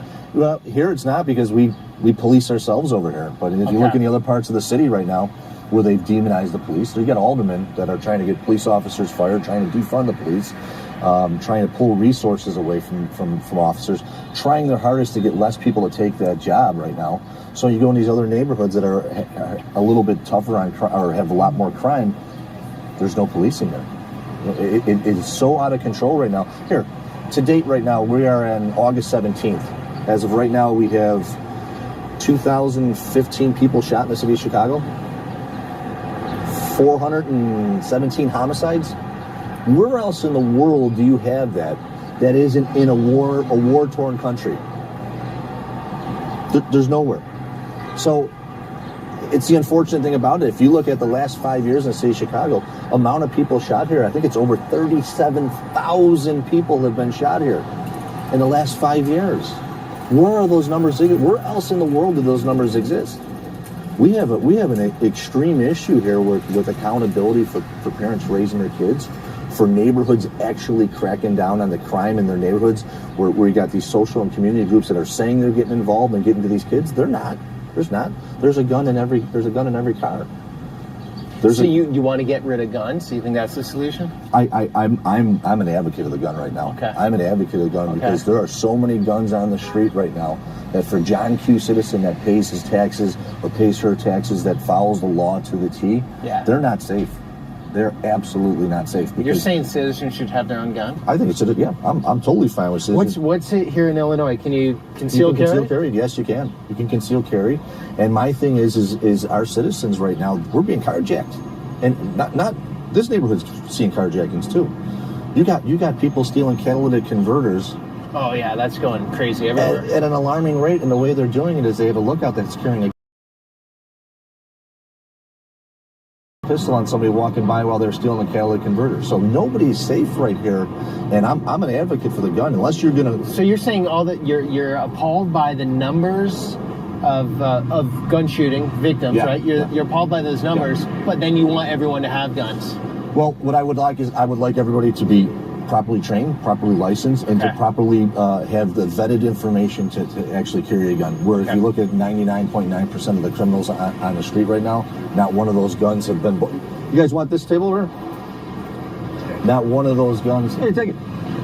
Not one of those guns have been purchased over the counter legally. No one's been certified. No one's carrying a concealed weapon card.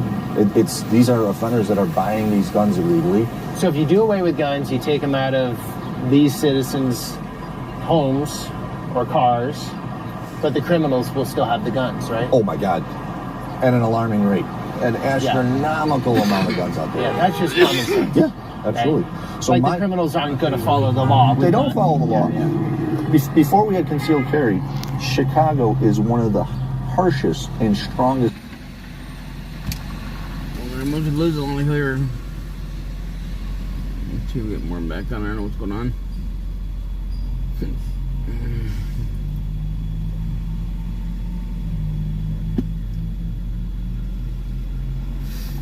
Yeah, that's why hopefully they come back. Most of this nothing really that bad. Yeah, phone's a little warm. Alright, let you guys all go. Thank you everybody for tuning in here. Didn't realize. Hold on. Dan's on there.